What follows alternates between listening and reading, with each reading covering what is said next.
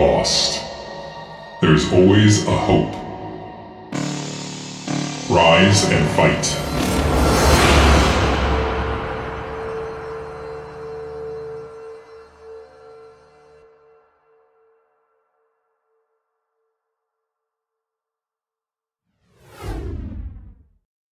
Hey guys, welcome back to Bombastic Starleague. This is Jean. I'm here with none other than RiceHat. How you doing today, buddy?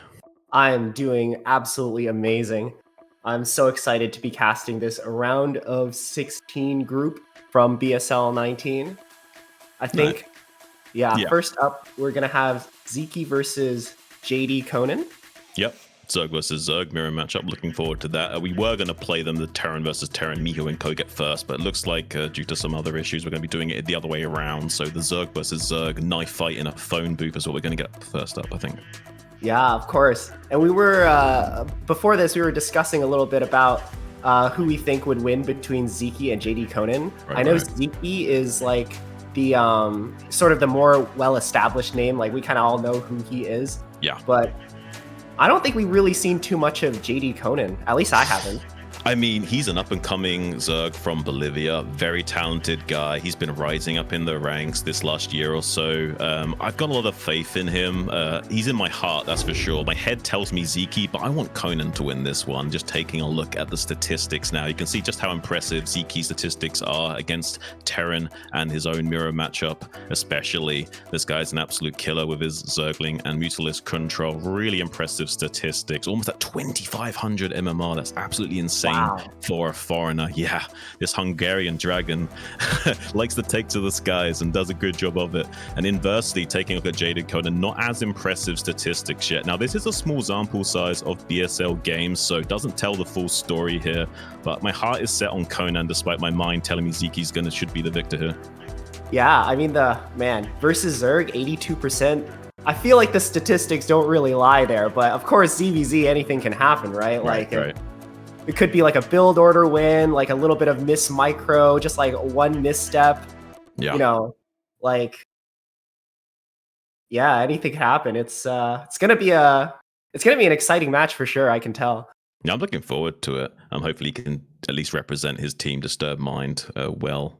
This guy's 25 years old. He's up and coming. He's fresh. Whereas Sziky, wow, that is young, actually. Yeah, it's young. He's got 10 years on Sziky. I mean, it's not exactly like Mike Tyson versus Jake Paul or anything. But oh my god, we're almost approaching those levels. Yeah. Of course. No, it's definitely way different. Like at 35 years old, you can still play like an absolute like beast. Yeah. Well, back in the day, we didn't think that, right? Back in the day, people used to assume, oh, once you get like 25, 30, you're an old man, you're going to have to retire, buddy. No, it turns out 30, 40, you can still kick it as long as you can keep up with the, what you need to do in terms of your behavioral trees, and you got a high enough efficient APM. You can still hang with the best of them as long as you put in that practice. Yeah, we're definitely seeing that right now with all the pros being like in their late 20s, early 30s. Right. Yeah, you're definitely right. I remember back in the day, I saw this really old documentary talking about like, yeah. I think so. Was it like at 24, he's as old and as grizzled as they come or something? Yeah, it's like you could call him Papa Bear. He's so old. Yeah, he's the granddad of StarCraft. I know the exact video you're talking about. Yeah, exactly. It's like, man, we really... like things have really changed up until this point, right? Like, yeah. I mean, we're in the golden age of StarCraft right now. What a time to be alive. And even Flash coming back to the scene. Who knows what's going to happen in the next SSL? I mean, right off the back of like a triple hat trick, like back-to-back title from Sziky. Who knows what's going to happen next? The script writers have been working overtime, RiceHat, and who knows what they've got in store for us with BSL.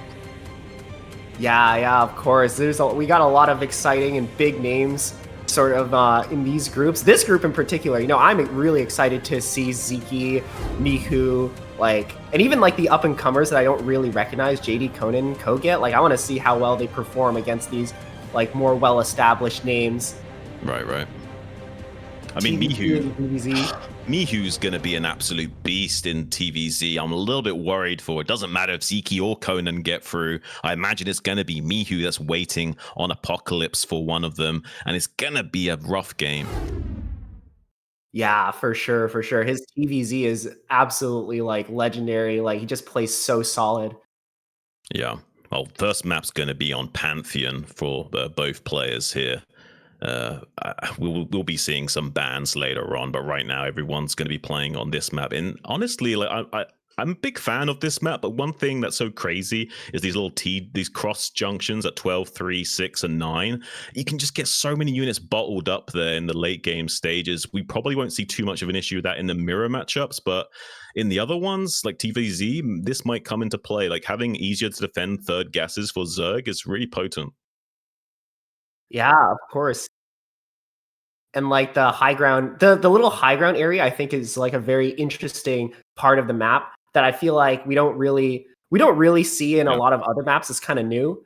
And it goes down into the third base. I think that makes for like a really interesting and really strong position. Right, I think both players are ready, so we're gonna go straight into the game here. We got a Zerg versus Zerg already on the way. I'm really excited for this. Yeah, of course. And spawning on the top left-hand side, we have our Zerg player. It is Sziky. And on the top right, I guess he's also Zerg. Yeah. Our man from Peru, or not Peru, Bolivia. Oh my God. It is JDConan. Oh, Yeah. I hope he doesn't watch the video later and he's like, wait a second. Hang on a minute. I don't have dual citizenship. What's going on here? But Yeah. I didn't know I had an extra passport I can throw around. Nice. This will come in handy. Of course. More passports equals more better. And look at this, very quick hatchery in the main from Sziky. Wants to get a lava advantage without sacrificing position by taking the expansion. Wants to get maybe a little bit of a tempo swing against JDConan, who inversely is getting a very fast pull into gas. So might be a bit of a lava advantage for Sziky to leverage here. Yeah, this is really telling me that Sziky wants to get like a lot of lings out pretty quickly. Right. You know, we got our spawning pool going up and the hatchery in the main base, not something that's super economical like a hatchery like at the natural, but definitely that larva advantage means Sziky is going to be ahead in lings. Yeah, and he's not going to be losing like straight out to a 9 pool by taking that in the natural expansion, so he's a little bit safer of an option as well. JDConan just leaving the base now with 6 lings in hot pursuit, trying to get out onto the map and see if he can find Sziky and put on the pressure already. I don't think with the cross map he's going to get down here and be able to punish this. The pool's almost just finishing, so this is working out fantastically for Sziky, I think. Yeah, you're definitely right about that. But behind this, JDConan is in fact already getting his lair. He's going to get his spire very, very quickly. Yeah, that's the 9 pool lair. That's not a 9 pool speed. So this is actually a little bit of a tech advantage for JDConan going forward. There might be a window for him to punish Sziky. He may even need to resort to using spores to defend against this due to how slow his own lair will be. It looks like JDConan has in fact found his opponent. He's going to come in here with a group of lings, but there are more than enough lings to defend this for Sziky. Yeah, a little bit of damage done onto one of those lings already. So not only has he got lava advantage, but getting a few tags on one of those Zerglings already puts him at a trading advantage and has this ramp to defend. Everything is going Ziky's way so far. Yeah, of course. I think it's going to come down to whether or not JDConan can really get anything done with his earlier mutas. Yeah, there will be a window potentially for him to come in here before there's spores or the spire finished up for Sziky. Maybe somehow he can get in there and get enough tempo going his way to compensate. It's going to be a bit of a tall order though. Now he's going to be getting his own hatchery online as well as this hatchery, so we'll be able to match the production of Sziky eventually. Yeah, of course. 2 hatch versus 2 hatch coming up.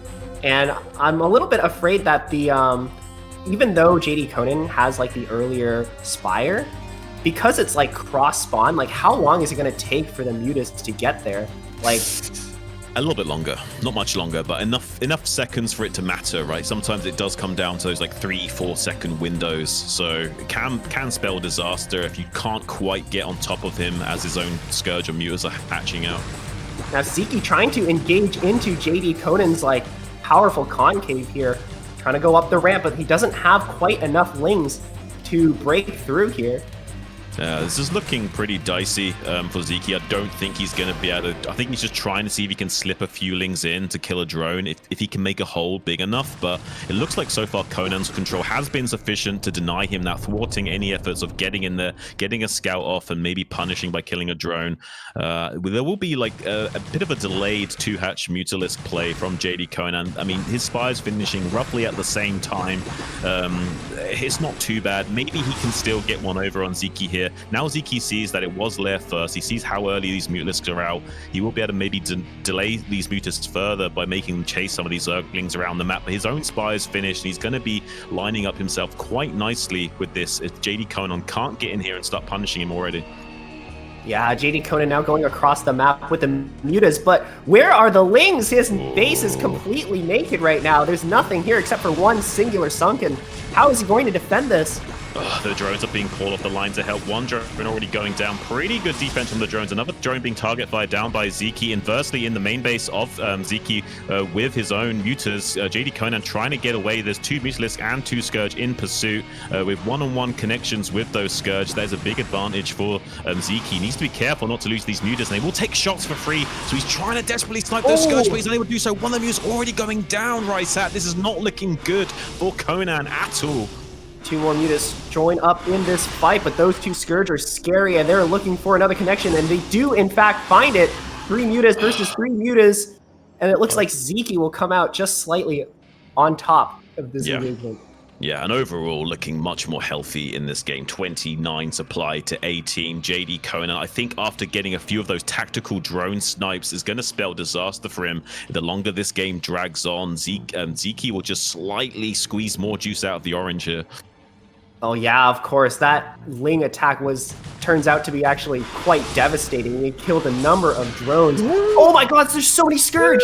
There's so many Scourges flocking in, trying to get us around. He's trying to desperately get his Mutas out. 2 left, and his 5 Scourge still alive. There's a bit of a tempo swing here for JDConan. If he can find connections on these Mutas, he does find some good connections there. Oh, this is absolutely crazy turn of events. Only 1 more Mutalist now.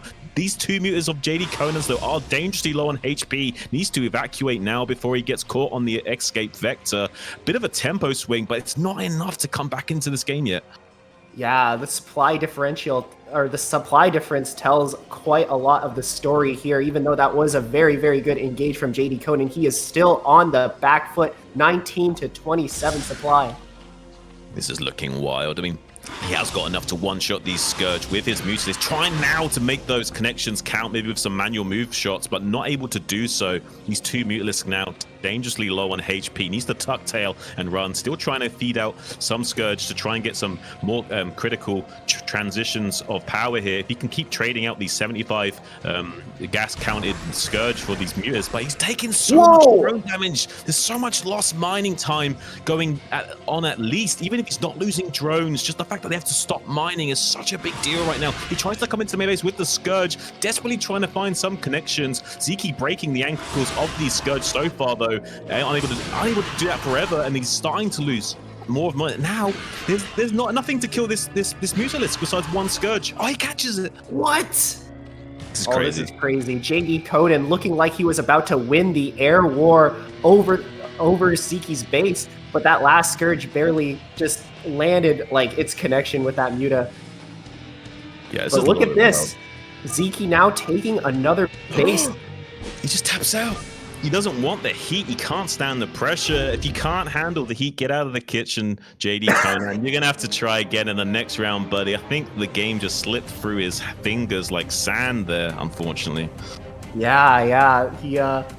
Unfortunately, he was just playing sort of from the back foot the entire game. Sziky just never letting up on the pressure. Those couple of Lings just sneaking their way across the map. Like, we didn't even really notice that. Yeah.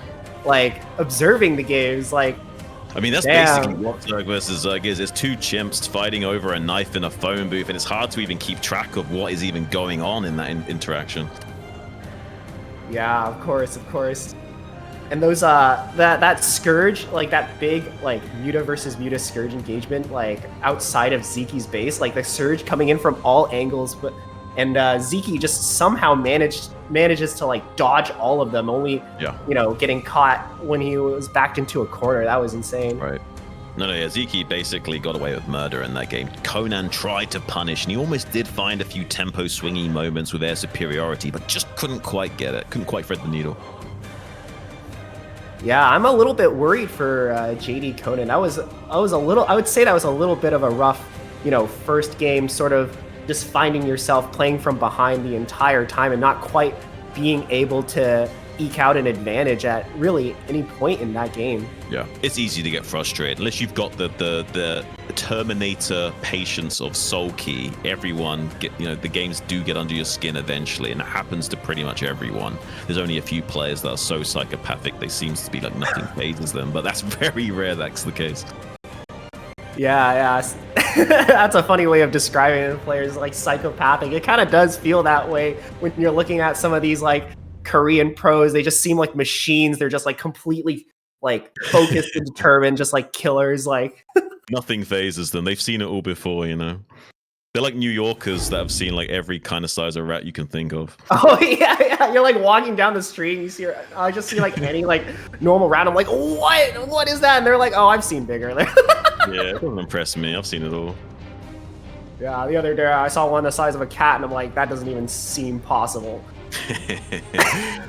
Well, do you think JDConan can like get it together mentally this series? Like, is he going to be able to turn it all around here, or is he going to be? That's a little bit hard to say. I mean, he is one of the younger players, Right. in BSL. He's like an up and comer. Doesn't really have that much experience under his belt. I think one of the big things that sort of come with experience is sort of just the ability to deal with the pressure of like, playing and like playing really good opponents and being watched and all that kind of stuff. Yeah. Well, I've just heard the next map's going to be Vermeer, so that's another 4-player map. So there will be a little bit of diciness in terms of who scouts who first and if you're cross-map or not. So we'll have to see exactly what positions they get. That might dictate the ebb and flow of the game quite significantly. Yeah.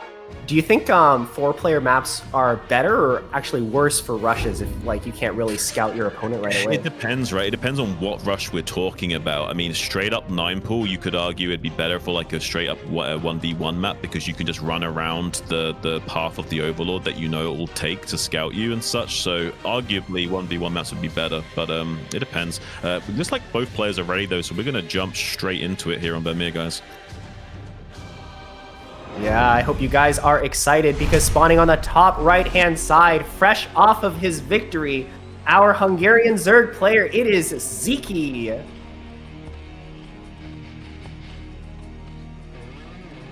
And on the bottom right, our Bolivian Zerg playing at a loss of 0-1, JDConan. Hey, these guys aren't just Zergs, they're dragons, okay? There's a Bolivian dragon and a Hungarian dragon. These guys are from Harry Potter, RiceHat, okay? Yeah, they're absolute beasts. You would not want to meet any of these guys in the wrong alleyway. No. You want to meet these guys in the back alley on the ladder. They'll take your ladder points and shake you upside down. Yeah, of course. Man, it seems like both players are not gonna try to do anything sort of cheesy this game. I know a lot of players sort of like to pull something weird in like game 2, especially after they lose game 1. They're like, oh, like time to pull out the dirty tricks. Well, I'm hoping it's not just going to be a straight up 10 hatch or something from Conan. I'm hoping he'll be a little bit more inventive than that. I wouldn't mind seeing an overpull here from him. I'm curious. Yeah, isn't overpool like just the generally safe build that Zerg can pull out? It sort of defends everything. But basically you go overpull, and then based on what you scout, you then either make a second hatchery or you don't. So say if you see it's an incoming 9-pool, you don't make the second hatchery and you just optimize to defend against the Zerglings. And if you see that it's not a 9-pool, you can get away with squeezing out a drone in a second hatchery. And then you can line your build up to get almost 6 mutas out when the Spire finishes. Seems like both players are they mirroring each other in builds right now? Because it seems like, actually, JDConan got his gas a little bit earlier. Yeah, a little bit. It seems like Sziky's really prioritizing his economy thus far. There's the trend we have seen is that he has been really focused on teching a little bit slower in this matchup. Seems very confident in his ability to slow himself down, whereas Conan, the young sprightly buck that he is, seems to be racing ahead for this lair each time. Yeah, and it seems to be working out for Sziky so far. Like he has been getting his tech slower, but it's sort of just fast enough to like be able to defend whatever sort of, you know, early muta aggression JDConan was able to throw at him last game. Yeah, honestly, it feels like Sziky is a little bit more dialed in than Conan, and I'm a little bit concerned for Conan if he's more or less going for the same style here. And look at this, he's getting the first scout is Sziky on exactly what this is. So he sees it's more or less the exact same thing. Yeah, Sziky must be feeling very confident at this point. But I sort of get this idea from JDConan. I feel like definitely last game he must be thinking to himself like, oh, there's definitely things that I could have done better this game. Like if I just played like normally, or if I just played a little bit better, I would be able to win this. And Sziky, yep.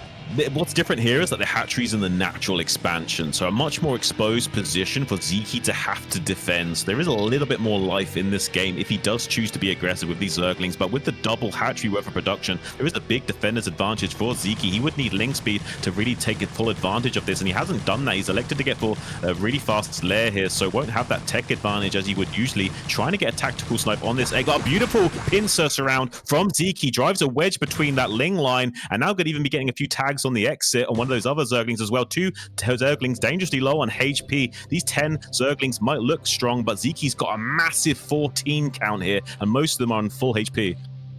Yeah, Sziky chasing JDConan back across the map, back to his own base, and he's going to try to quickly form a concave to defend himself. He doesn't actually have more lings than Sziky, so this is actually a very scary position for him, but this ramp is so hard to attack up. Does Sziky have enough units to break through here? And Conan has sacrificed 2 Zerglings to go on the counter-offensive, trying to get into the main base to find a drone kill while this is all going on. He knows he needs to find some compensation. The Lings are too busy microing against this that he doesn't quite target the drones down. Now puts them onto the Spire. He's barely hanging on by a thread, but Sziky will bust through. He's done enough. There's 2 more Lings coming, but Sziky has just rallied so many Lings across the map that this counter-attack is just far too little, far too late here. Yeah, I think this might be game over. We see the GG come out of JDConan, an unfortunate loss for him, I think. Yeah. But man, Sziky just like putting on the pressure, just absolutely like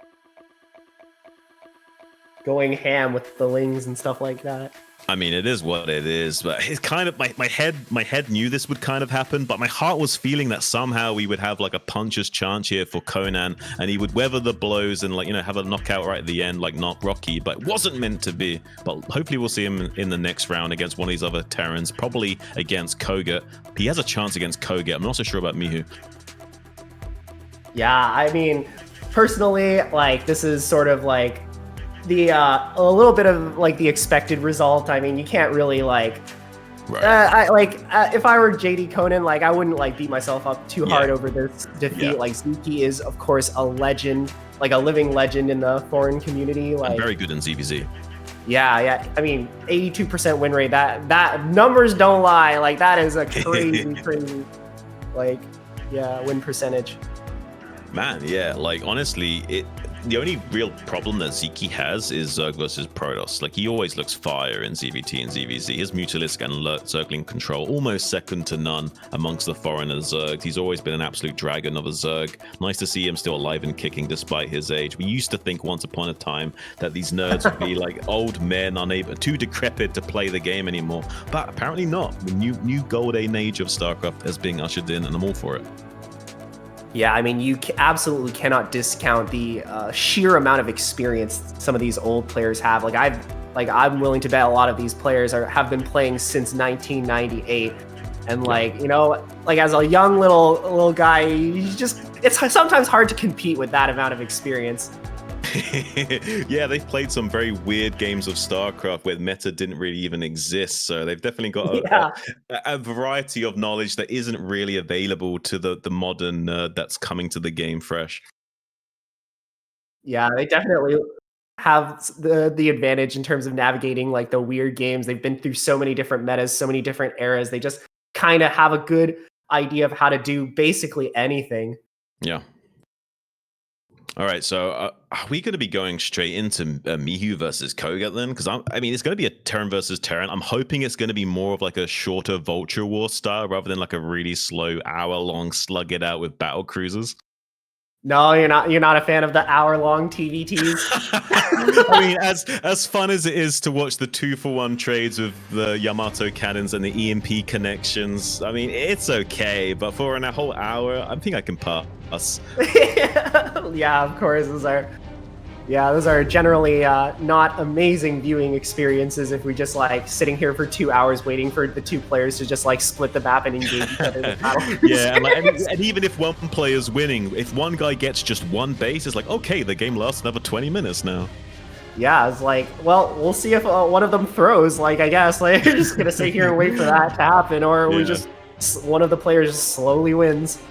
But I mean, look at these numbers though. Like you were saying before, RiceHat, the numbers don't lie. Absolute crazy statistics. 83+% in all matchups, and that's more than enough. I mean, it's kind of scary. This guy's an absolute machine. He's like the Chinese Terminator right now, or the Chinese Flash. Has also approached the game in unique ways, kind of popularizing the style of making way more army and economy in Terran versus Protoss, and kind of being the guy that ushered in the more like 5-6 fact approach, mid-range way of playing that matchup. Kind of a bit of an entrepreneur in that regard. And his opponent, kogeT, the Polish player, he's a very strong contender, but I'm not maybe as strong in this matchup as he needs to be to contend with someone of Mihu's prowess. Yeah, Mihu definitely. I would say he is considered like the best foreign Terran right now, the best non-Korean. Right. Yeah. And it's it's just really hard to match up to that. Like he just plays so solid. Like every matchup, as you said, over 83%, like 92% win rate against Zerg. That is actually a crazy number. Like he only loses one. He's just so consistent. The way he places his turrets in TVZ is like it's almost like Terran versus Protoss-esque. It's really impressive. And he always seems to be so consistent. We're gonna be jumping into the game right here, right now, though, guys, on Pantheon. Yeah, spawning on the top left, we have our up-and-coming Terran player. It is kogeT. And on the bottom left-hand side, the man, the myth, the legend, playing for China, it is Mihu. I mean, I don't know if that guy's human or made in a lab or what, but he is on a different level. Yeah, he's for sure like just a complete machine, a complete beast, just like macros like perfectly, just like plays the game, knows the game on like a completely different level. Yeah. He just seems to have the fundamentals just like figured out. It's almost, it does remind me of Flash, where he just seems to see the matrix code of the game and just way more comfortable and calm under pressure. Yeah, it definitely feels that way, especially with a lot of these players who just like try to redefine the meta. They just know the game like so well that they can like they can just figure stuff out like, oh, like if I do this, that's like not what everyone else is doing, then it's actually better. Yeah. I hope you can take recognition, guys, right now. Some things popping up on your screen, the beautiful BSL merch and some of the contributors here. We all appreciate you guys. Check that stuff out. What's your predictions for this game? Will we be seeing a little bit of greed out of Mihu? Will we be seeing anything crazy? Will we be seeing any bunker expands, 14 CCs? Or do you think just a straight up, like nothing too crazy, like standard play? Well, I feel like with Mihu, his mechanics are just so solid, and you know, going into this match, you sort of know that you have to sort of know that you are the favorite, right? And the best course of action when you are sort of in that position is to just play standard, play safe, like get into like your comfort zone, play the kind of game that you know how to play, and just beat them with like purely with your better skill, better mechanical ability, right? Well, that reminds me of Sziky. Like, what he does is basically he's happy to play from behind. So if he thinks he needs to like cut corners just to be safe, he will happily do that because he knows he's confident in himself that he can play from behind and still come out on top. And it does dot all of his I's and cross his T's. So there's no like potential build order losses he has to worry about. So it does seem to be the higher level you are, or the more confident you are, you should go for the safer approach usually. Yeah, for sure. And sort of the opposite is a little bit true. If you're the not, you know, the favorite person in this matchup, is to mix it up a little bit, play something a little more cheesy, a little more aggressive, keep your opponent on their toes, and stop them from, you know, playing the game that they're used to playing all the time. Yeah, sometimes you got to take some gambles, especially if you're against someone that you know is just a little bit more mechanically sound than you, or has the game figured out, and is late game decision making is just a little bit too much to handle in a straight up game. So you need to get a little bit of a build order win to get you going first. Yeah, but it looks like in this game in particular, both players are pretty happy just going for something pretty standard, like only 2 Marines from each player, lifting the barracks to go scout. CC now coming, or should be coming on the way for both players as well. Vulture first as well. This is like pretty safe. Did Mihu make a second Marine or not? I don't see a second Marine for Mihu. So that there is one little bit of a cut here from Mihu. It's a little bit greedy. 2 Marines is the safety number in case it's some kind of like forward barracks play, and a very fast Vulture from kogeT. It seems like Mihu has cut a little bit. Very delayed Vulture and second Marine not even incorporated. So a little bit of greed from Mihu. Yeah, that is definitely a little bit of a risk. Mihu decides to tank this game. Like, if kogeT decided to do anything kind of aggressive, it could actually have been devastating. But luckily for him, kogeT decided to play this game pretty straight up. Like, only 2 Marines in his main base. Fast Vulture, but honestly, the fast Vulture is mostly just for defense. You can't really do anything that aggressive with it, just on its own.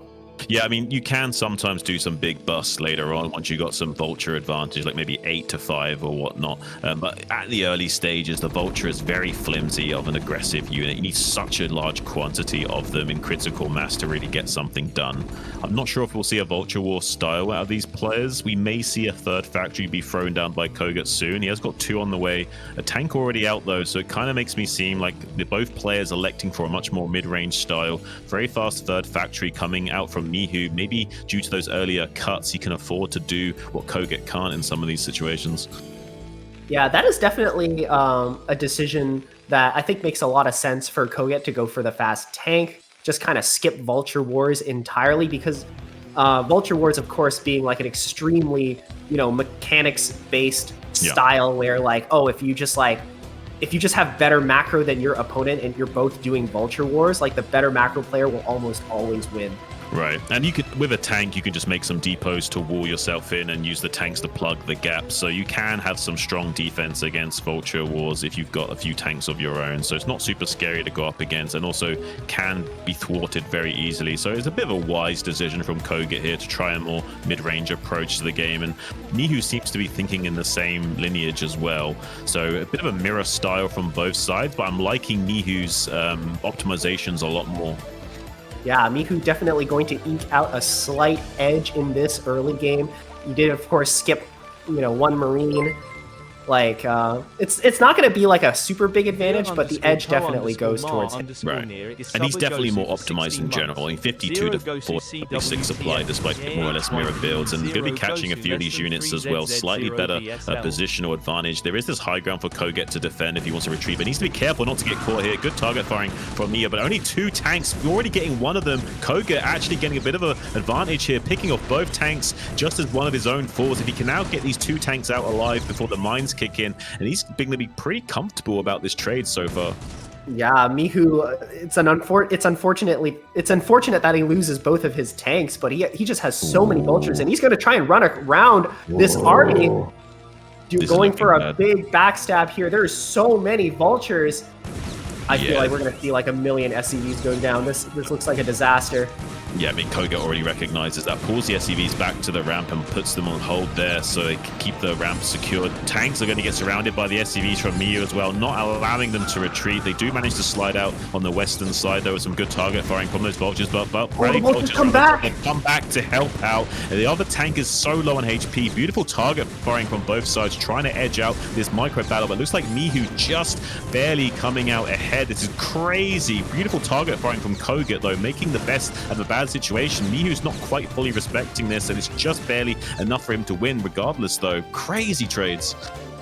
Yeah, we didn't really quite see just how many vultures Mihu managed to kill on the flip side of this, but it seems like the game has actually evened out quite a lot. Yeah. So I feel like kogeT, like, this was a really good move from him. Like, we started off with Mihu at a pretty substantial supply advantage, and now the game is very even.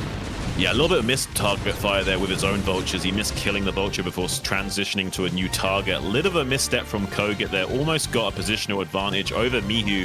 If he had just not targeted the new vulture, well, the one that was being repaired, he would have killed that vulture, and then he would have had enough DPS advantage. He should have been able to win the entire fight. Unfortunately, though, misclicked, I think. A little bit unfortunate. There's only 4 vultures here for Mihu. We can break him. 3 more on the way, but I think kogeT the earlier vulture advantage might be enough for him to break Mihu. Oh my god, are we going to be seeing an upset in game number 1 already? The SCVs come out to fight, and I think they barely defend this. It's just so close. Like, there's a few timing windows that kogeT has missed here. If he was just a tiny bit more aggressive or a little bit more tactical about his targeting, maybe he could have broken through here. There's no bunker or anything for Mihu. What you see is what you get, and mines obviously don't target vultures, so if he can get good surface area and target firing well, he should be able to break through. But now some of his vultures are softened up. Mihu might have enough to defend against this now. Yeah, I think kogeT might have missed his opportunity a little bit. We saw in that last fight, some of the vulture sort of bugged out in their pathing. They didn't all come in at the same time. So I think that might have actually saved Mihu like a number of SCV kills. Like, yeah. Look at this landed barracks as well, try to be as annoying as possible. I mean, it's a nice little touch, but it won't really amount to anything in this game. It's a little bit of maybe some style points here for kogeT. Yeah, normally I see this barracks being landed either at the ramp or like next to like one of the factories to prevent like vultures from coming out efficiently. Right. That is a little bit of a weird position for the barracks, I have to say. I don't really know what that does. Yeah, I'm not too sure what that was trying to accomplish there. Maybe just like draw the AI firing of the vultures so that if he did come in, like they would be in cycle of this shot so they wouldn't have maximum damage output. I don't know, but it wasn't going to pan out either way. I'm not too sure about it. I don't know, but kogeT has got a few Goliaths here and some tanks. Maybe somehow he can get a good trade going and get a good chase. If he can somehow chase the vultures down once he starts winning a fight, maybe he can flip the script a little bit on Mihu, but he's never going to get that advantage again that he had earlier. Mihu's very smart in denying him that vulture advantage, and now going to be laying mines before exiting, going to be being up to 9 kills on these Goliaths. Really tactical usage of this. Yeah, really well played by Mihu. Dude, the way that Mihu is just like laying individual mines sort of behind the kogeT's army, it's doing so well right for him right now. Like, yeah, these engagements are being really beautifully orchestrated by Mihu. He's not just like randomly pushing buttons. He's very tactically placing mines, and he's got like the kind of like he's envisioning what he needs to do in advance. And not a lot of Terrans can do that. I have to say, he's definitely a cut above the rest in terms of having that visual. Okay, that could have been huge. Just 3 units on really low HP, and kogeT feels the pressure. He's turning tail and running. He wants to repair these units up desperately. RiceHat, he's feeling the heat right now. Yeah, of course. I mean, it only takes 2 mines to like destroy your entire army, and one of them has already hit and damaged like every important unit that you have. This is definitely Mihu taking complete control of this game, laying mines absolutely everywhere, just like keeping kogeT in his base. This is crazy stuff. I mean, kogeT is holding his own. I'm pretty impressed with him. Good recognizing this vulture position as well. Not going to be just losing all these vultures for free. But again, Mihu always just barely with enough to get the advantage over him. kogeT had one tiny window earlier on in the game, and now that window is closed. There is not a gap. There's no airflow into Mihu anymore. It's almost like there's no life left for kogeT to breathe into any hopes of a victory from now on. Obviously, there still is, but it's like Mihu's telling him there isn't. Yeah, of course. This is definitely looking rough for kogeT. He's going to try and push across the map. Oh my god, these mines. Yeah, needs to be very my careful. god.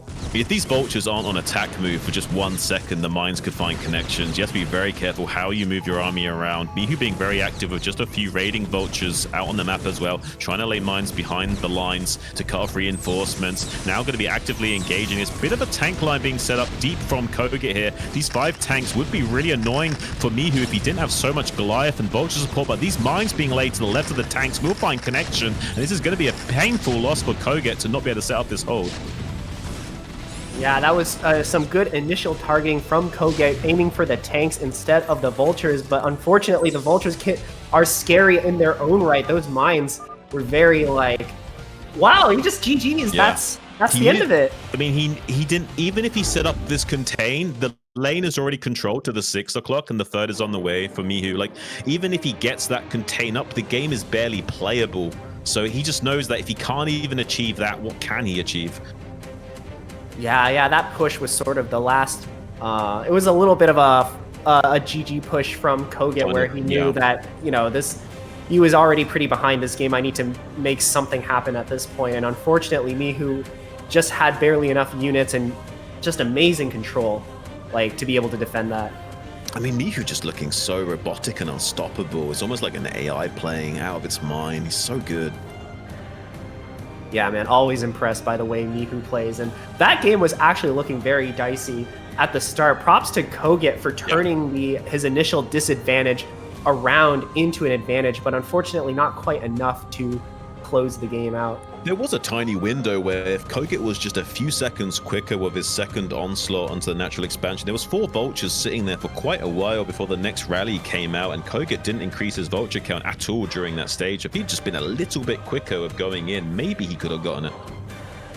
Yeah, I definitely think you're right. Like, there was a brief period of time where he just had, like, I feel like he had just enough vultures to just completely break through Mihu's line and just start, you know, going ham on the SCVs.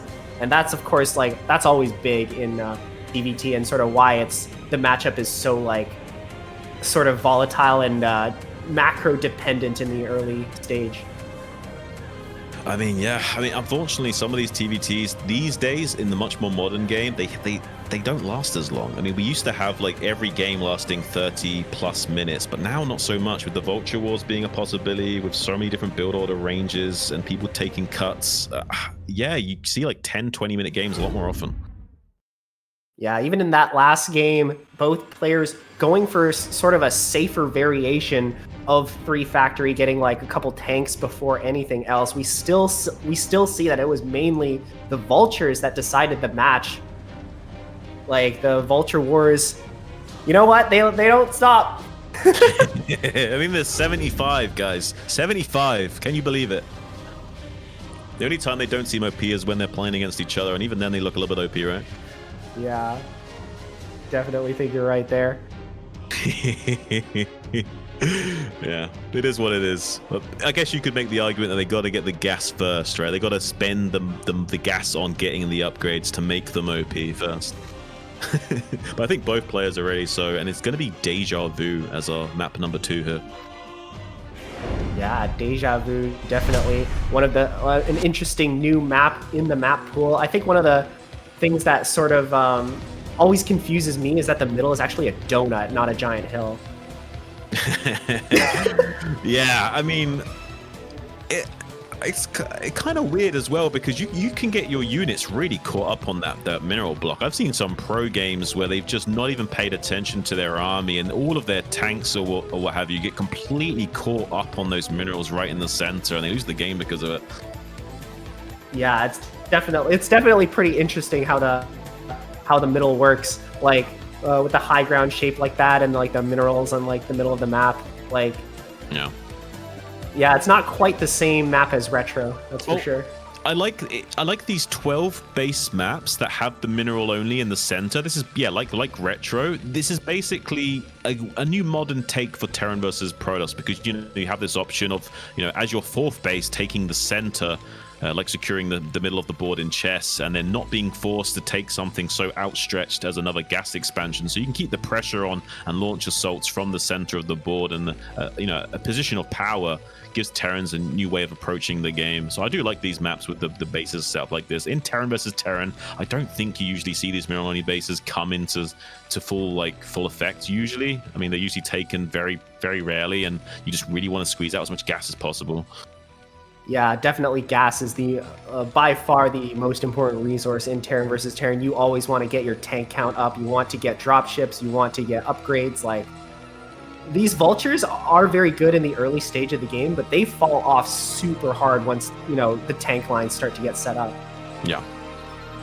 Okay, so look at kogeT here. He's going to be doing a very fast CC first build, and this might be just what he needs to get an edge over Mihu. And if Mihu scouts, he's scouting correctly, I think. Ooh. Oh, he's going to scout. Oh, is he not? He might go down. He might go down. Oh, he's going the right way. Oh, that's a bit unfortunate for kogeT. If only he would be scouted last, maybe, just maybe, the CC first would have really blindsided Mihu. Yeah, but at this point, Mihu, it seems like he's already basically committed into doing a factory opener. Can he still punish kogeT? He could be annoying with the SEV is the main issue. Like, he has to pull an additional SEV to deal with this SEV. So it cuts on his mineral. So you see these two SEVs coming down? That's like 100 minerals a minute he's not getting right now. That's the issue. Yeah, that's definitely annoying for kogeT.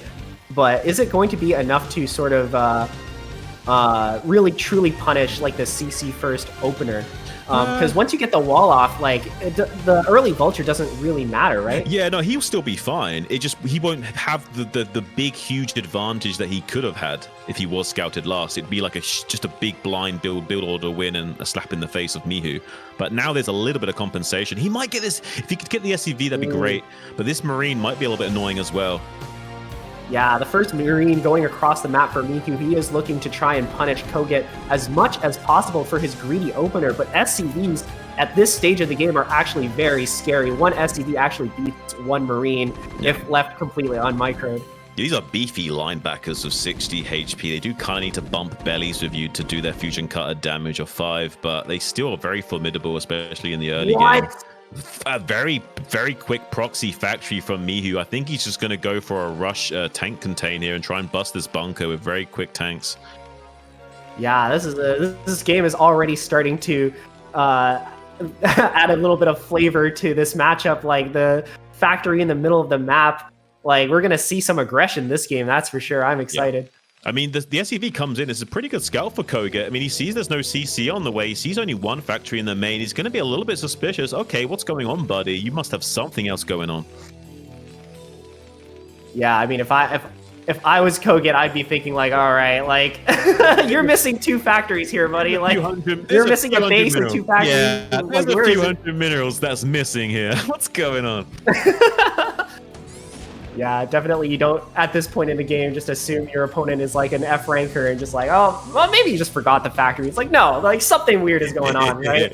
Yeah, there's a lot of resources that aren't accounted for right now, and kogeT is pushing out with his naked Marines. There's 3 to 3 Marines. If he can get positional advantage, would be good for him, but only a few shots of the Gauss Rifles have been able to connect. Has got a slight advantage, but with the 4 Marines now coming up from Mihu, he's not messing around. He does spot the 4. Yeah, he's going to retreat to the bunker. He's going to tank push him and contain here. This could be really devastating for kogeT. He's going to have to make a leapfrog of bunkers back towards his command center here to sandbag this tank push. The first tank already on the front lines for Mihu. This is so scary. I don't know if kogeT has enough units to defend this. Well, he did pick off the SCVs that's building the bunker. I mean, he can sandbag this a little bit by building additional bunkers. He's leaving it on 99 in case he doesn't need it, but yeah, he probably will need it. He will be making a Wraith potentially as well. If he could snipe off these Marines, it would be huge for him, because then he could use the Wraiths to clean up. That's why this bunker is so important here for Mihu, to have a little bit of AA. Yeah, but 2 tanks are already out on the field. Like, this bunker's dead. 1 Marine actually goes down. And the second bunker is not long for this world either. No. Already 3 tanks for Mihu. I don't think Wraiths are going to be enough to save kogeT from this position. Right. Oh, he's actually building them 2 at a time. It's going to be 2 Port Wraith. Yeah, I mean, I like the ideas from kogeT. It's just not enough. Like, Mihu's just too good to, like, not send additional SUVs to finish the bunker. If he didn't send these extra SUVs to finish up this bunker, there wouldn't be enough AA. He could just fly in, kill the Marines, and then kill the tanks eventually. But unfortunately, with this bunker setup, it will be very difficult for kogeT to dislodge this contain that's being set up and denying him from doing much in his natural expansion. This one tank is a little bit far out and like not in the range of that bunker. So this is going to force Mihu to retreat back a little bit. But unfortunately, once he gets behind the bunker, like... It buys him some time. He can still mine from his natural expansion, which is the main thing. He's just contained. So the game will go on. Mihu will stabilize by taking his own expansion. And honestly, it's not too terrible for kogeT. He can now take this bunker out from the high ground. Eventually, Mihu has to abandon his position because of the loss of the bunker. These two Wraiths, if microed correctly, can kill this SUV and prevent a bunker from being made. Eventually, he will whittle down these Marines. Yeah, this is some excellent micro from kogeT. Normally, 4 Marines are actually quite scary for 2 Wraiths to deal with, but when microed like that, like that's they just get picked off.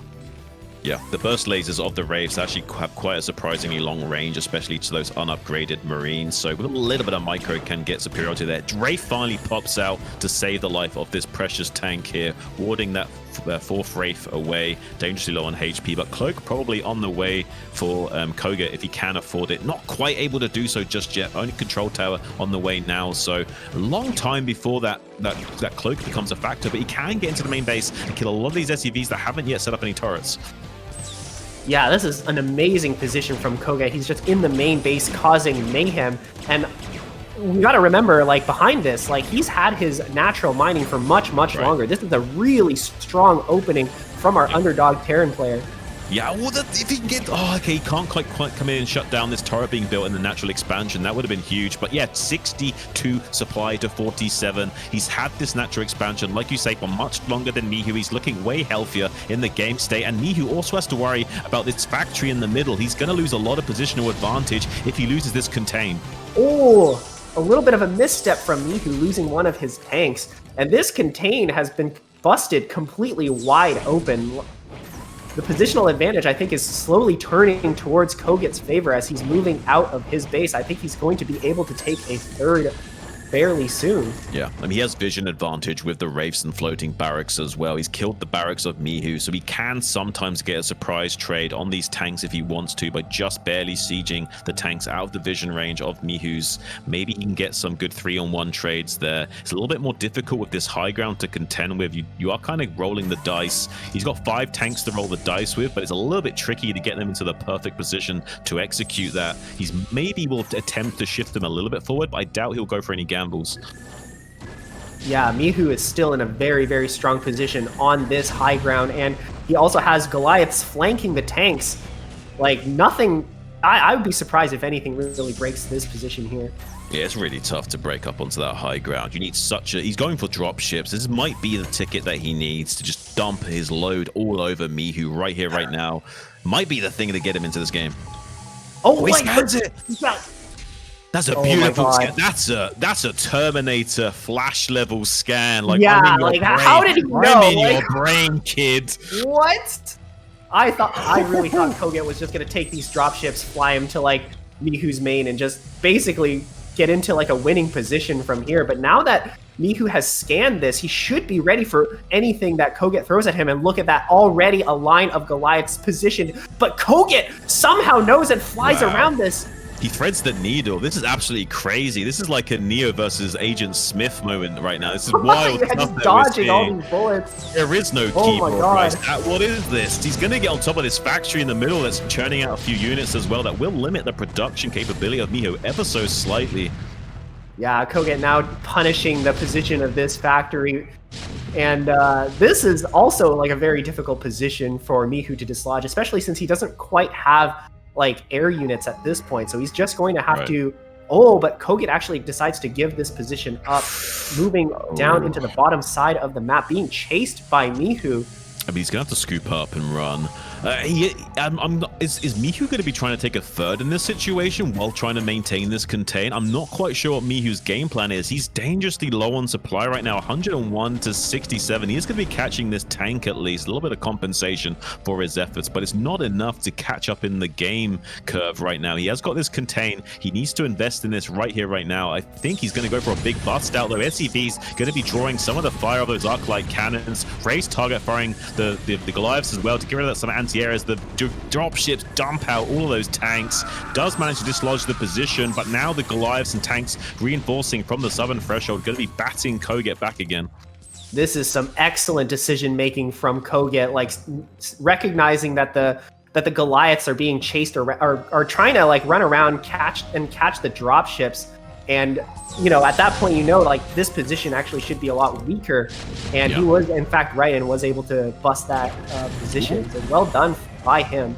Yeah, I'm liking the micro adjustments from kogeT. You can see like just how many small interactions he's trying to force with his units. I like how fast he's being. He's trying to keep up with the pace of Mihu. Look at his breathing on the camera. You can tell how serious and dialed in. Look how locked in this guy is right now. Like, he's feeling the chills right now. Nerd chills are echoing through his body. He is trying to play out of his mind. He knows there's hope. If he can just squeeze out onto this map, he's got a little toe just cramming its way up to the top of that ledge, and he's trying to hook himself up there like a crab.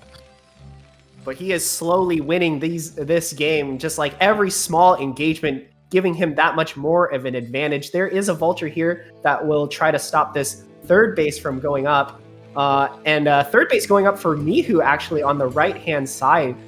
So Mihu I think he's taking quite a gamble here because kogeT has a much bigger army.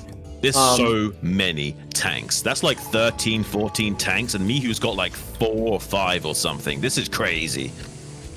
Yeah, I think kogeT is going to actually snatch victory from this game. Like it's looking so good for him. His tank count is like miles and miles ahead of Mihu. And look at these double barrack spotters as well. Like Mihu's going to see the bad news of the dropships, but at least he knows it's coming. So the vultures can desperately run into position, maybe lay down some critical mines that might just make the difference here. If he can get the mines in position in time, the tanks start to come out. The mines aren't quite quick enough. With some good target firing, he will keep the tanks alive now. And there's a lot of pressure. He needs to target fire the mines. Oh, one mine gets hit, but a second one does not. All of these tanks are going to stay alive. Oh my god, a huge mine drag might just be enough to save Mihu. Oh my god, that was so many tanks that got destroyed from that one mine. Many tanks. And the Goliaths on the exit as well. That's so much damage. There's so many tanks in those dropships, RiceHat. That's really painful. That's evening up the supply already. kogeT 104 to 98. That's just put Mihu back in the game. We're witnessing some crazy TVT action here at BSL. Like we were getting kind of worried that it was like, oh no, it's TVT. And like an hour, and it was like, this is like Fast and Furious TVT. Yeah, we got the nitrous activated right now, right? So this isn't your usual manual emissions you need to worry about. This is a lot of jet fuel added to the engines here, and I'm happy about it. Yeah, of course, I'm very happy about this too. I always love a good action-packed TVT, just to prove to the haters that TVT can be exciting too. I'm loving the target firing as well. Like, look at this beautiful mine target firing from kogeT as well, denying a lot of these mine trades from being occurring from Mihu. Mihu's so good at getting value of his mines, but kogeT has been denying him at every junction possible. Great target firing all game long. Still back in ahead of supply by about 15 or so is kogeT, trying to get a center board position set up so he can stop Mihu from just expanding like a madman. He needs to apply pressure while growing himself. It's a standard 101 StarCraft, but he's having a tough time coming out onto the map with this sort of like inverse crescent shaped contain that Mihu's trying to set up. Yeah, this is actually just crazy, and it shows just how well Mihu knows the matchup. Like the way that he can just like take more of the map while having less units than his opponent just shows how good he is at this game. It's absolutely wild seeing these nerds operate on like all cylinders right now. kogeT has slowed down a lot though. I don't think he's got the stamina to keep up with the machinery of Mihu right now. Like, Mihu was born in the darkness. I think kogeT merely adopted it. And I think we're going to see what happens after that. So many tanks going down for kogeT on this southern threshold. He's trying to come down to this southwest quadrant, not only to defend his own bases, but also to stop Mihu from squeezing out his own. But looks like Mihu's getting the better deal here. He's getting a lot more carved out on the map. This is looking like an advantage of about 60% for Mihu, just in terms of position. Man, he is so on point right now, scanning the base as it is being built. And kogeT, unfortunately, right now, he's trying to make a lot of plays everywhere on the map, but none of them really seem to be working out for him. He's bleeding out a lot of units, and now we find that he is, in fact, no longer leading in supply. It's 131, 134. Yeah, I mean, he's trying to skirmish around the map with this dropship and vulture, but it's not going to be enough. Mihu will be in full swing now, getting these bases set up in the southeast quadrant. I don't know if kogeT can keep up with the late game decision making of Mihu. It's going to be really challenging. He's trying to be really annoying with this vulture, forcing as many turrets. He's trying to see if he can find a hole in the defense of Mihu to punish him. He's finding a little bit, but not enough. Yeah, these small moves are good, but ultimately they are not going to turn the game, and they're just really only resulting in like kogeT falling further and further behind. He really needs to keep his units together and just, you know, like keep his army alive so that he can have more map control. Well, he needs access to this 6th gas in the 6 o'clock position. If he allows Mihu to contain him across this bridge, he will be a base behind. He won't be able to win from there. He might actually be 2 bases behind because Mihu is taking the top left base as well. This map divided in half, but not really in half. It's more like a 60-40 split. And kogeT actually sensing weakness, going to try and go for a push on the middle of the map. Mihu defending with his reinforcements.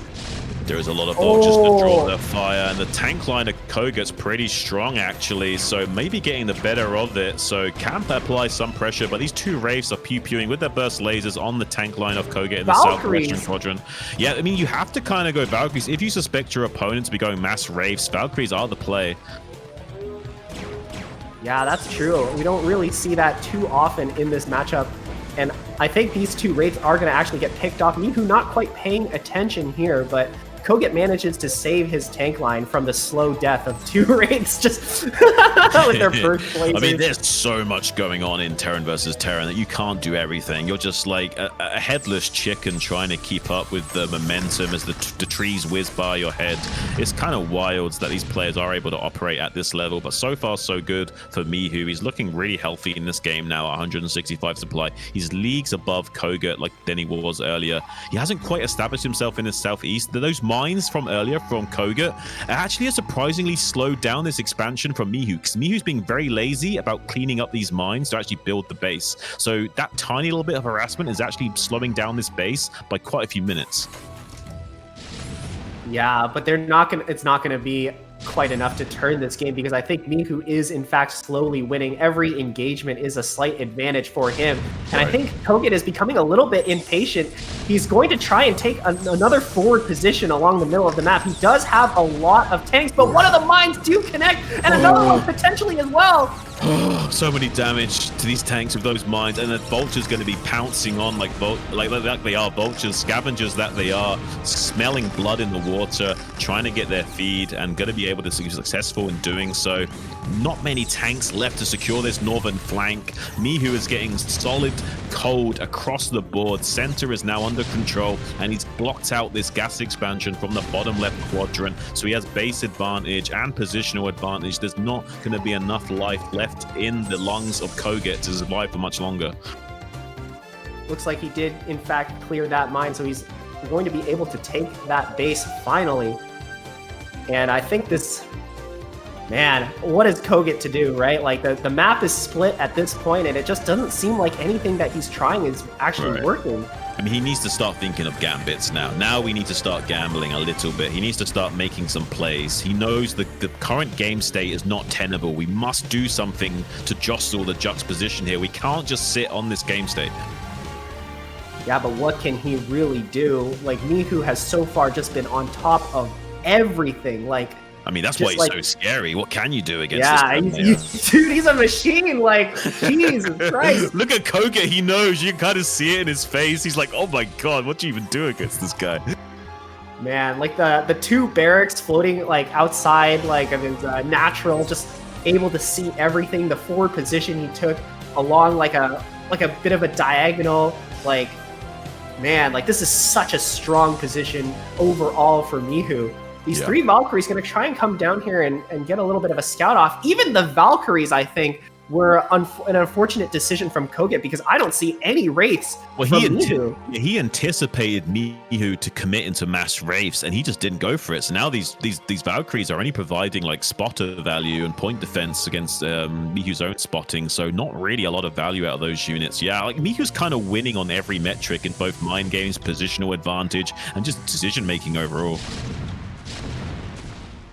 Mihu going to go for a big push on the top side of the center donut. He's going to bust this position wide open, but at the same time, these dropships are going to come down here and do a play of their own. I think he's going to go for that 4th. That's not even a 4th base. That's like a 6th, 7th base. That's a 7th base. That's a 7th base right there. But no, he might actually go back to the bottom right quadrant. There are 2 bases down there, reasonably undefended, just a few turrets and like 1 or 2 tanks. So yeah, maybe he can do something here. There's some mines. Oh, there's some mines. Oh, careful. Oh, okay. He scans and kills the mines before they pop. That was looking really scary for a moment. But this is a really strong position for kogeT, just sieging up on the ramp, and now he can basically knock 2 birds with 1 stone and just like stop both bases from mining and potentially kill them as well. Yeah. This could be huge for kogeT. I mean, he's not out of this game. If he can do enough tempo swingy moves like this, deny a few bases, and kind of like throw the ebb and flow of the game off kilter for Mihu, but he is going for his own drop up now. There's a lot of units now. I think kogeT has some units to mobilize against this. He hasn't spotted it, so he does scan. I think he sees it, so he does know there's a potential here from Mihu to come in for this drop play. He sees that it's going south, but I'm not sure that he's actually paid attention to the vector on those drop ships heading south. He has the way his army is moving though tells me that he knows it's going down there. We see very fluid movement from kogeT as much as he can to try and keep up with the pretty much the superiority of Mihu. He has to be mobile with his forces or Mihu will get an advantage, and he's going to be getting to his bottom left pocket, and there's nothing down here from kogeT to stop this. Yeah, Mihu doing a little bit of a mirroring play here, dropping on the other main of kogeT as well. But kogeT seems to be a little bit more ready, coming out with a counter drop of his own. But Mihu gets the first shot off, immediately killing a whole bunch of the tanks of kogeT. Yeah, it's a little bit better for Mihu than it should have been there, maybe. A little bit rough. I mean, it's great that kogeT has something to respond to this, though, that he's not just going to lose this base for free, can still do some trades, but overall, Mihu's feeling way more comfortable about this game still. He has this base locked down at the 6 o'clock, so he's not too worried about losing those 2 bases in the bottom right, even though it's pretty annoying. So I don't know, he's trying to get some sneaky, look at the sneaky play with the SCV drops here, trying to get some splash damage kills. He has those great connections from those arc light cannons though, using the superior. This is the advantage of vision. You see, just having the dropship there, getting the first volley off is so advantageous though, but Mihu responding with a big doom drop in the bottom left quadrant, trying to shut down this CC right here and right now. Yeah, we see Mihu going for the same exact play that kogeT does, sieging up on that high ground, gonna be able to shell both bases at the same time, and kogeT, unfortunately, finds himself in the same position as Mihu, minus the 6 o'clock base. Oh, this is absolutely crazy. Like, kogeT is a 30 supply behind, and he's losing some of these dropships on intercept as well. No. This is painful for kogeT. So much gas has just fallen in such little time. 20 supply just went down the drain for nothing there. Has got some crazy pocket of La Resistance here in no man's land, but it won't last for long. Yeah, 5 tanks just kind of out on the middle of the map. Though that is the most vulnerable set of tanks I have ever seen. You just have one Wraith slowly pick it off, and there's nothing that kogeT can really do about that. I mean, this is crazy. Like, for a second there, I thought kogeT was going to have this game, but Mihu has really shown his caliber and just re-establishing himself, like calm and collected, like a psychopath. Very Sulky-esque in this game. Going to be dive bombing onto that position as well. That La Resistance definitely squashed out there. Unfortunately, like Orwell's vision is coming to fruition for those units, and I don't know if like there's any hope left for kogeT. Yeah, it seems like this game is sort of slipping out of his fingers, and GG, well played. He calls it. Oh my god, that was a crazy game. Really crazy game. What an amazing show. I mean, really impressive from kogeT there to hold his own against Mihu. For a second, I really did think he had it. Yeah, dude, like he got such a huge early game advantage, just like completely calm and collected, like defending Mihu's proxy factory with a 2-port Wraith build, like, and just like he was up like 30 supply in the mid game. Like it looked really good for him. I thought he was going to take it. Oh, I thought he had it. I'm really surprised that Mihu managed to even figure out how to get back in that game. That drop in the top right was the one tempo swing that Mihu needed to reestablish some balance in the ebb and flow of the game. And what can you say? Mihu's just so good all around. I mean, I'm not too surprised by these results. 2-0 from both sides, from Mihu and Sziky. But I have to say, kogeT and JDConan definitely put up a valiant effort of not going down too easy here. Yeah, of course. Like I'm honestly just impressed at how Mihu managed to crawl his way back from such a huge disadvantage in that game. Like even that drop, like I wouldn't even say that drop on the top right-hand side of Mihu's base was a throw, because that looked like it should have been a good move. That like all around, Mihu's army was completely out of position. Yeah. That was just so crazy that Mihu like had the game sense that he did to scan when he did. Like he was just on fire the entire game, just dialed in. Like it seems like he just knows the timings just better than everyone else. It's like Flash, where he just played more games than you.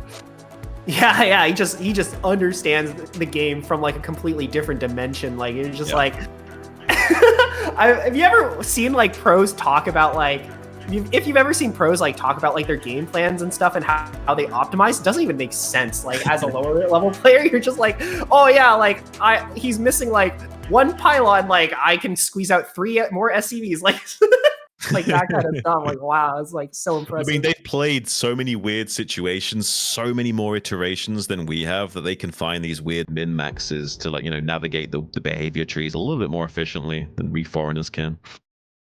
Yeah, it definitely seems that way. But now we have coming up Mihu versus Sziky, which is, I think, is going to be super, super exciting. These two are like, they're both like, I would say they're both like the best or one of the best like players like in the foreign scene for their race. There's going to be fireworks for sure. I'm just a little bit worried for Sziky that he won't get the usual damage with his mutas that he's so accustomed to. He's so good with his mutas, but that's Mihu's specialty. The way he has everything dialed in to not take damage from mutalist harassment is insane. It's so crazy how he's dialed in. Like even just like the placement of his turrets is so impressive. Yeah, and of course, Sziky is very well known for his mutalist harassment. Yeah, I don't know. We're gonna have to see.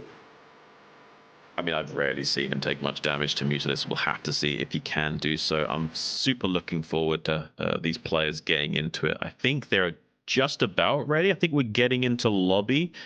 Not quite ready to go live, but I think they're about to start.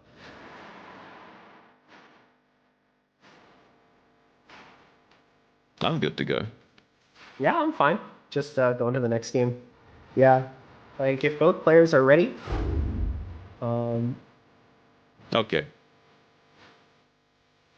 All right, guys. Well, we got 1 minute until the game starts, so either listen to us like chill and talk about these sexy nerds, or quickly go use the bathroom, grab some snicky snacks, popcorn, whatever you got to do, grab a vape, whatever it is, whatever is your poison. We've all got our vices, right? Some people say they don't do drugs. Well, they drink tea. That's a drug, caffeine. I guess that's technically a drug. Go do your thing, like give into your vice a little bit. I mean, if I'm not mistaken, you can get forgiveness for it as long as you're willing to be forgiven. So do whatever. Yeah, exactly. Yeah. So just be Just willing to do all the things. Yeah, just do all the things that you need to do, but be willing to seek forgiveness for it afterwards, all right, guys? Yeah, it's worth it to watch StarCraft, you know? Just Oh yeah. nothing is better than just like chugging down a couple beers and just Yeah, watching man. some good old fashioned. I mean, you had a long day. You just want to get a couple of brewskis, watch some games. I mean, why not? Yeah, of course, crack a cold one. Yeah. You know, watch some games with me and Shin here. Like, it's gonna be a good day. Yeah, we got Apocalypse as our next map of the occasion instead of the original Pantheon starter. This map's a little bit of a wonky one. I'm not sure. I've heard from Terrans they don't like it, but I don't know. I feel like that's mainly an issue of, like, say, 12 o'clock. You got this wide open base. It's just a little bit harder to get good turret coverage there. But say 3 o'clock, for example, way easier to get a tight turret coverage. Yeah, the bottom two bases are definitely more corner bases, or they're more corner base like, but it's still like a pretty substantial like you can still get your mutas from like under the base. It's just a little weirder to do that as Zerg, but I think a lot of Terrans do sort of complain that this map, like, your base just has so much surface area that it makes mutas that much stronger. Yeah, you're absolutely right. Okay, both players are ready, so we're going to jump straight into it. Awesome. Here we go. Ladies and gentlemen, spawning on the bottom left-hand side, it is the legend from Hungary, Sziky. And on the bottom right, the Chinese Terminator, it is Mihu. These guys are so scary, man. The Terminator versus the Dragon. That's what we're watching right now. Yeah, man, this is some wild stuff. I don't know who's gonna come out. Like, this is fantasy versus sci-fi. Like, we're in different realms of craziness here. This is like Kong versus Godzilla type stuff. You could argue who's better, right? Yeah, which one is Kong and which one is Godzilla? Because I feel like, well, I think Zyky's I don't know. Godzilla. Sorry, who?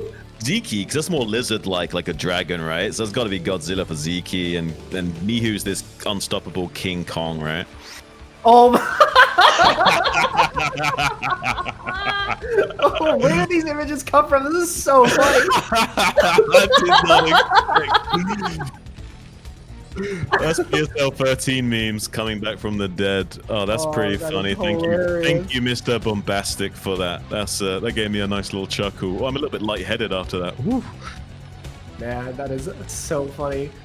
Anyways, looking at this game, it seems like both players not really doing anything too cheesy to open. There's not going to be any forward 8 Raxes, no 4 pool or anything crazy like that. It is going to be pool first, but not like a 9 pool. I think this is more of like an overpool opening, just playing very, very safe. Yeah, with this second Overlord already moving out like that, it does look like it's some kind of overpool. Maybe he was worried about BBS so much so that he was like, okay, I'm not going to have any shenanigans. I'm just going to get this pool out so that anything crazy out of you, buddy, is just going to fall flat on his face. Yeah, would you say Mihu is really known for doing anything crazy like BBS, though? I know a lot of Terrans like to go for 8 racks to put on the aggression, but right. BBS feels like it's something only really cheesy players do. Yeah, I mean, it's much more likely that the 8 racks will be a factor, but when you make plays like this, you always consider the possibility of the BBS. You know 8 racks is more common, but you have to keep that in the back of your mind. Yeah, but it looks like that's not exactly going to be what happens this game. Mihu going for a forward bunker. No CC on the way quite yet, but that is, of course, the right decision because Lings are already out on the field. I mean, this does also allow him to apply pressure if Mihu was being greedy, but getting this early scout off and not cutting any corners is going to pay dividends for Mihu. He should be able to be sewn up tight against this. With 2 SCVs to body block, you should be okay. Yeah, Mihu playing completely solid. He knows exactly what he's doing. These Lings are not going to do anything this game. Yeah, I mean, against a more amateur player that has no SCVs to block, you could maybe run around the bunker and be a little bit annoying, get into the main base, catch some of these like Marines that are in transit and be annoying in the main. But yeah, with a couple of SCVs blocking, you're just sewing up too tight for these 6lings to get anything done. Yeah, but of course this does afford Sziky some map control in the early games. They're not completely useless at the start. I know a lot of Terran players like to or a lot of like really high level Terran players like to move out like before stim if they keep their SCV alive in the main, just to like sort of test the waters with Zerg and force them to make a mistake. Right. But and these Zerglings, yeah, are going to prevent that. Now, Mihu's going to be happy that he got the confirmation on the lair. I mean, it's not a big deal, but it's just a little moral victory there for Terran. Like, if they do kill your STV before it gets in, you kind of like feel a little bit salty, right? But if you do actually see, even if it doesn't mean much, like you just feel better about yourself, right? If you get the spot on their lair. Yeah, of course. You're always a little bit worried that something, they're doing something a little bit sneaky if you don't see the lair, right? Like, it's like, oh, is it going to be like, is it just a little bit of a later layer, or are they going to go mass link? Yeah. I mean, it sounds crazy, but it could be Hydra Ling. It is possible. I mean, look at this beautiful surround with the Lings. Trying to get some tactical surrounds on those Marines, are able to do so with the good tactical maneuver there from Sziky. Going to be killing every single Marine with just. I think that was a bit of a mistake there from Mihu. Like, he knew that 6 Lings were out on the map, but I guess he didn't expect the engagement to go that poorly. That was insane. You're absolutely right. He knew that there was one Zergling out of position catching that STV, but he knew there was 5 Lings chilling nearby, and he just wasn't ready. Yeah, but that was, in fact, that was a very impressive surround from Sziky. Like, you look at that engagement, you're like 5 Marines versus 6 Lings. There's no way the Lings win that fight. But as it turns out, Sziky killed every single Marine. You just got good surface area on 1 or 2 of those Marines. So if you can reduce the count of Marines quick enough and they can't like target fire your own Lings down, yeah, you can sometimes get a little bit of a tempo swing on them. And now maybe Sziky can make something of this low economy game. He hasn't got a lot of drones to work with, but he's got enough to do 2 hatch muteless worth of pressure while getting a 3rd base online. So Mihu will have to do his like usual amazing turret placement to be fine here. Does want to put on some pressure with just 5 Marines and these medics moving out. Not really good for him though, because that's the trigger for these Lings to just run into the main. They'll be picking off these 2 Marines for free more or less, and that's a nice win for Sziky.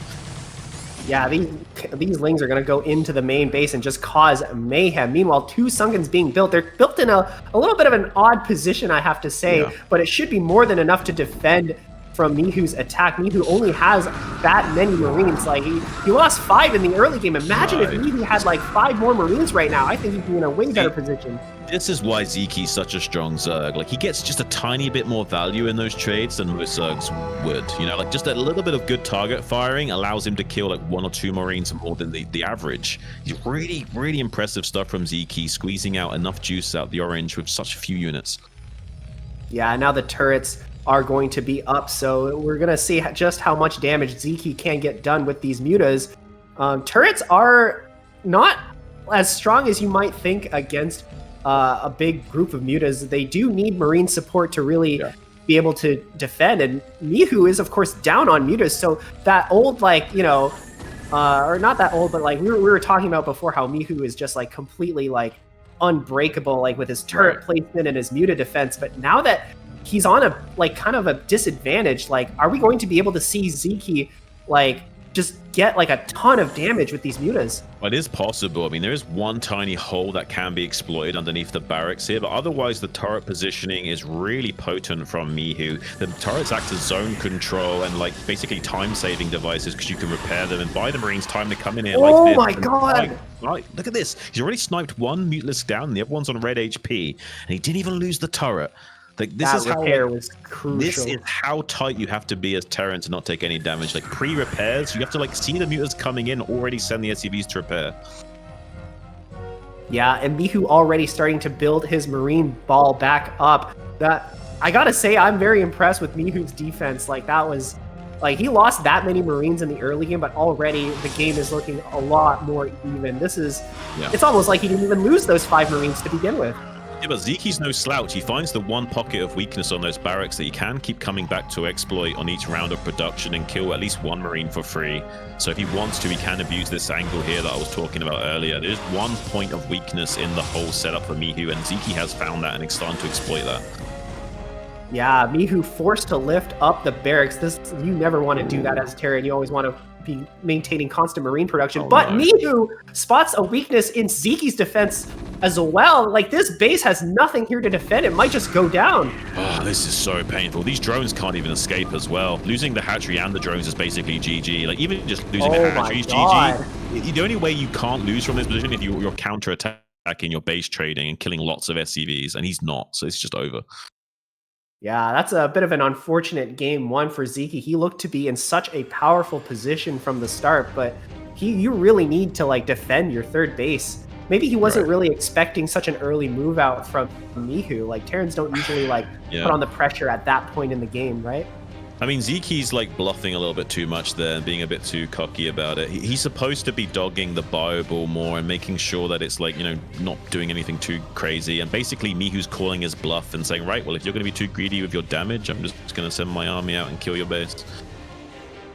Yeah, it's an unfortunate mistake from Sziky. Going to cost him game number one. But hopefully he can bring it back in the second game. I wonder what he has planned. Yeah, I have no idea, but he's gonna have to like think, like, I don't know, like get some divination cards, or like do a tarot reading or something. Yeah, of course. But I don't know. I mean, like Mihu plays like a very standard style, at least from what I can tell so far in this series. Like he's just going for like the Academy Rush. He's getting his Marines and Medic Ball up, going for +1 in range and stim and all that good stuff. Like, yeah, not anything weird coming out of him. Well, Mihu just kind of counters Ziky's style, though. He's so good at dealing with the kind of pressures that Sziky is known for. And so they kind of clash stylistically. Even though they're both so high level, I think that Mihu's just got his number naturally based on style alone.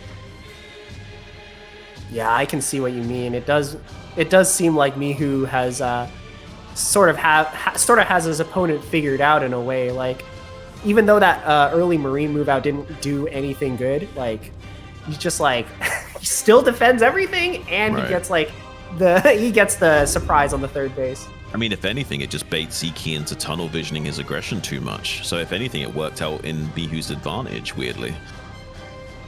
Yeah, that's true. Maybe Sziky did get a little bit too cocky after getting that initial Marine kill. Because I guess, you know, if I was Zerg and I was like, you know, like the Terran is down 5 Marines, there is no way they're going to do anything aggressive in the mid game before they get vessels out. But he was wrong about that for sure.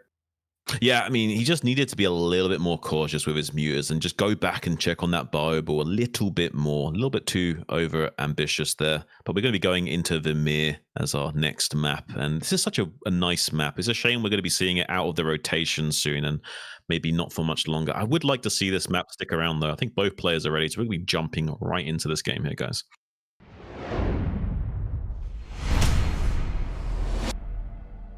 All right. On the top right hand, or sorry, not the top right, it's the bottom right hand side, we have our Terran player Mihu.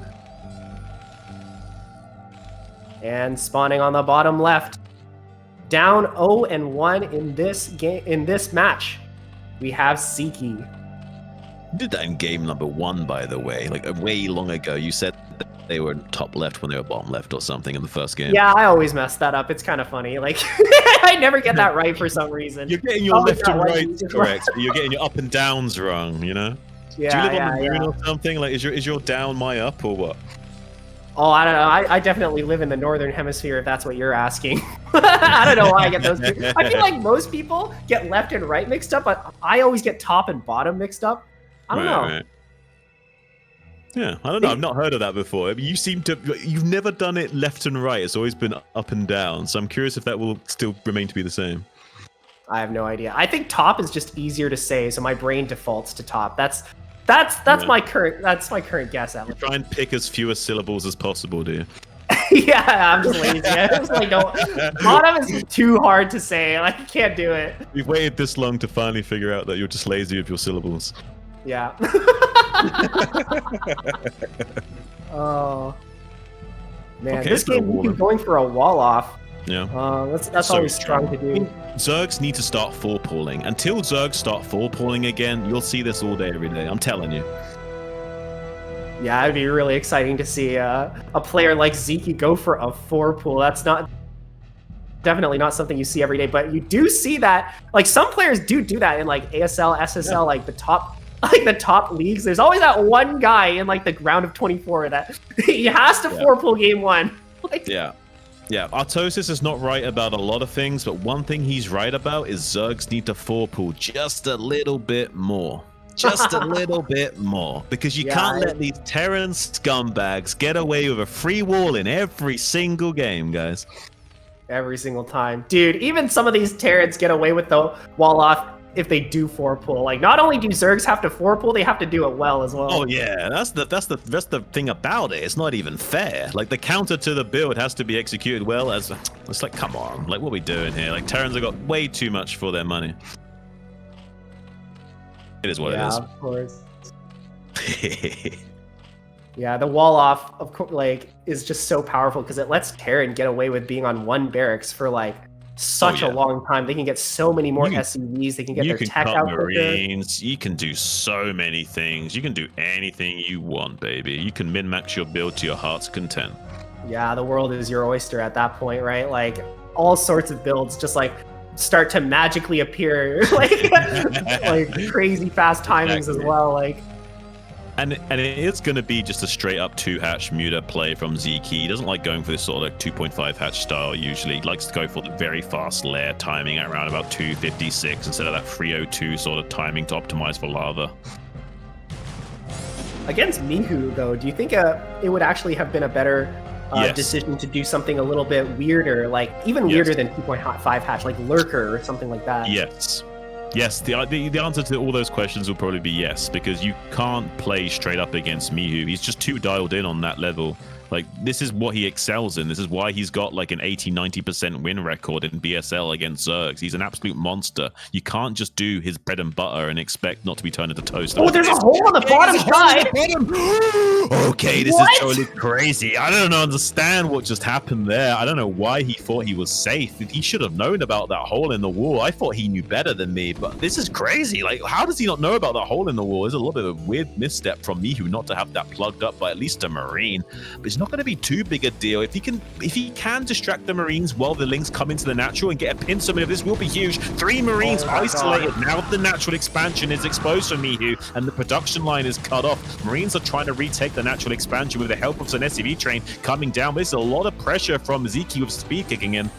Oh my god, and he's even gonna force the command center to lift off. This is so good for Sziky. Are we gonna watch him win the game based on this move? Like, maybe. The bunker's going down, but there's 4 Lings to deny. That gets the perfect. That's an Artosis SCV right there, not a Flash SCV, and it's gonna be trying to get. It comes out again. Oh, the body block's pretty good, but it's not good enough. The Marines are gonna die right there. This is great for Sziky. He's gonna get a win against Mihu here.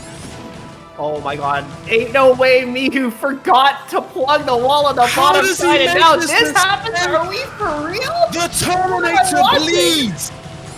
Oh my god. I mean, they're realistic Terminators, right? They got the skin and the flesh still. It looks like they bleed. Maybe they can die too.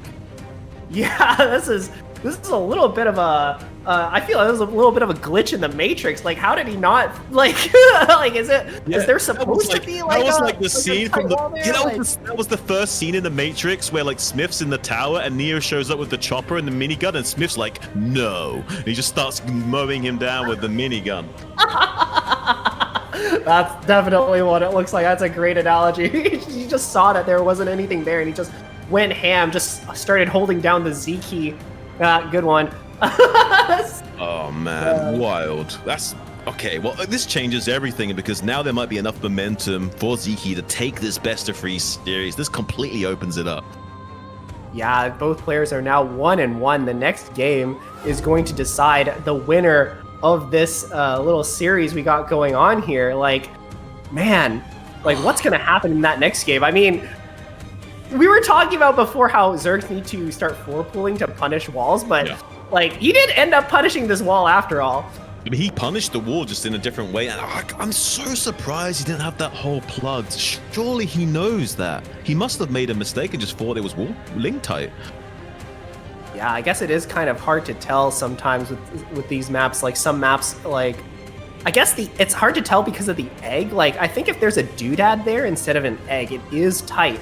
But I think that's, do you know what, RiceHat? That's a proof of Terran entitlement right there. They're so used to getting away with Terran entitlement? Terran entitlement manifest. I'm calling it, boys. Oh my god, yeah, Terrans, they feel like they're entitled to at least one of the sides of the wall is tight. Like, they're it's like, oh no, you got to plug 2 holes in your wall? Oh, boo-hoo. I know, it's too hard. The game's too hard. It's not fair if Terran can't just wall off every game and only have one hole. Yeah. That's Terran entitlement if I've ever seen it. Yeah, you could be on to something there. You know there's some guy gonna be on Team Liquid who's like, this is why we need maps with doodad walls, like on the forest. Oh, you know, yeah. Keyboard warriors will be out in full force, I imagine, after that. Of course. But it does make this game or this series a lot more exciting, having the game all tied up 1-1. And it also, I feel like this also should show to Sziky that like maybe you just gotta put on the aggression, switch it up, do something a little bit unexpected. Like Mihu is like a very solid player against 2-hatch Muta, but he does slip up as well. Yeah, well, he does get greedy sometimes as well. So you kind of have to, like, at the moments where there's an opportunity for the Terran to be greedy in the early stages of the game is one of the best times for Sziky to strike, because Mihu does like to cut a little bit in the early game. Yeah, for sure. He's definitely one of those players who tries to optimize for every single little thing. And having the wall up, on Vermeer definitely... It could make you a little bit cocky as well, right? Like you're just like, I don't have to do too much. Like I can just get my SUVs up, get my tech up, all that nice stuff. Terran is so easy once you know how to play the game. Every Terran player is just like typing in the Twitch chat, like, no, like, how dare you say that? Yeah, hard to master, but easy once you get there. That should trigger a few people. You're definitely playing with fire here. I think you're going to be receiving some DMs pretty soon after this. I mean, how can we not play with fire with these absolute dragons of players that we got in this lineup today? You're so right, yeah. These two players, absolute legends in their own right. It makes it all the more surprising to see them slip up like that, because you would never expect Mihu to do something like that after playing so solid in the first series and the first game of this series as well. Now, he might just be enough of a Terminator. That doesn't even rattle him one little bit, and we see an absolute monster in game number 3 here. Or that could have gotten a little bit under his skin, and maybe we'll see a little bit of humanity in this robot. I think he's still in Terminator mode. When you lose like that, you're just like, you either think like all I have to do is put one Marine there, and I'm fine that game. So I think he's probably the type of player to think that instead of, oh my god, I hate myself, I can't believe I made that mistake on live television. So Mihu's more like a Necron from 40k, he just doesn't feel anything. Yeah, it just like doesn't care. It's just like whatever. Okay, I can see that. I think what we're gonna have as the next map. Okay, Sziky banned Deja Vu. Okay. I think, is it gonna be Radion then?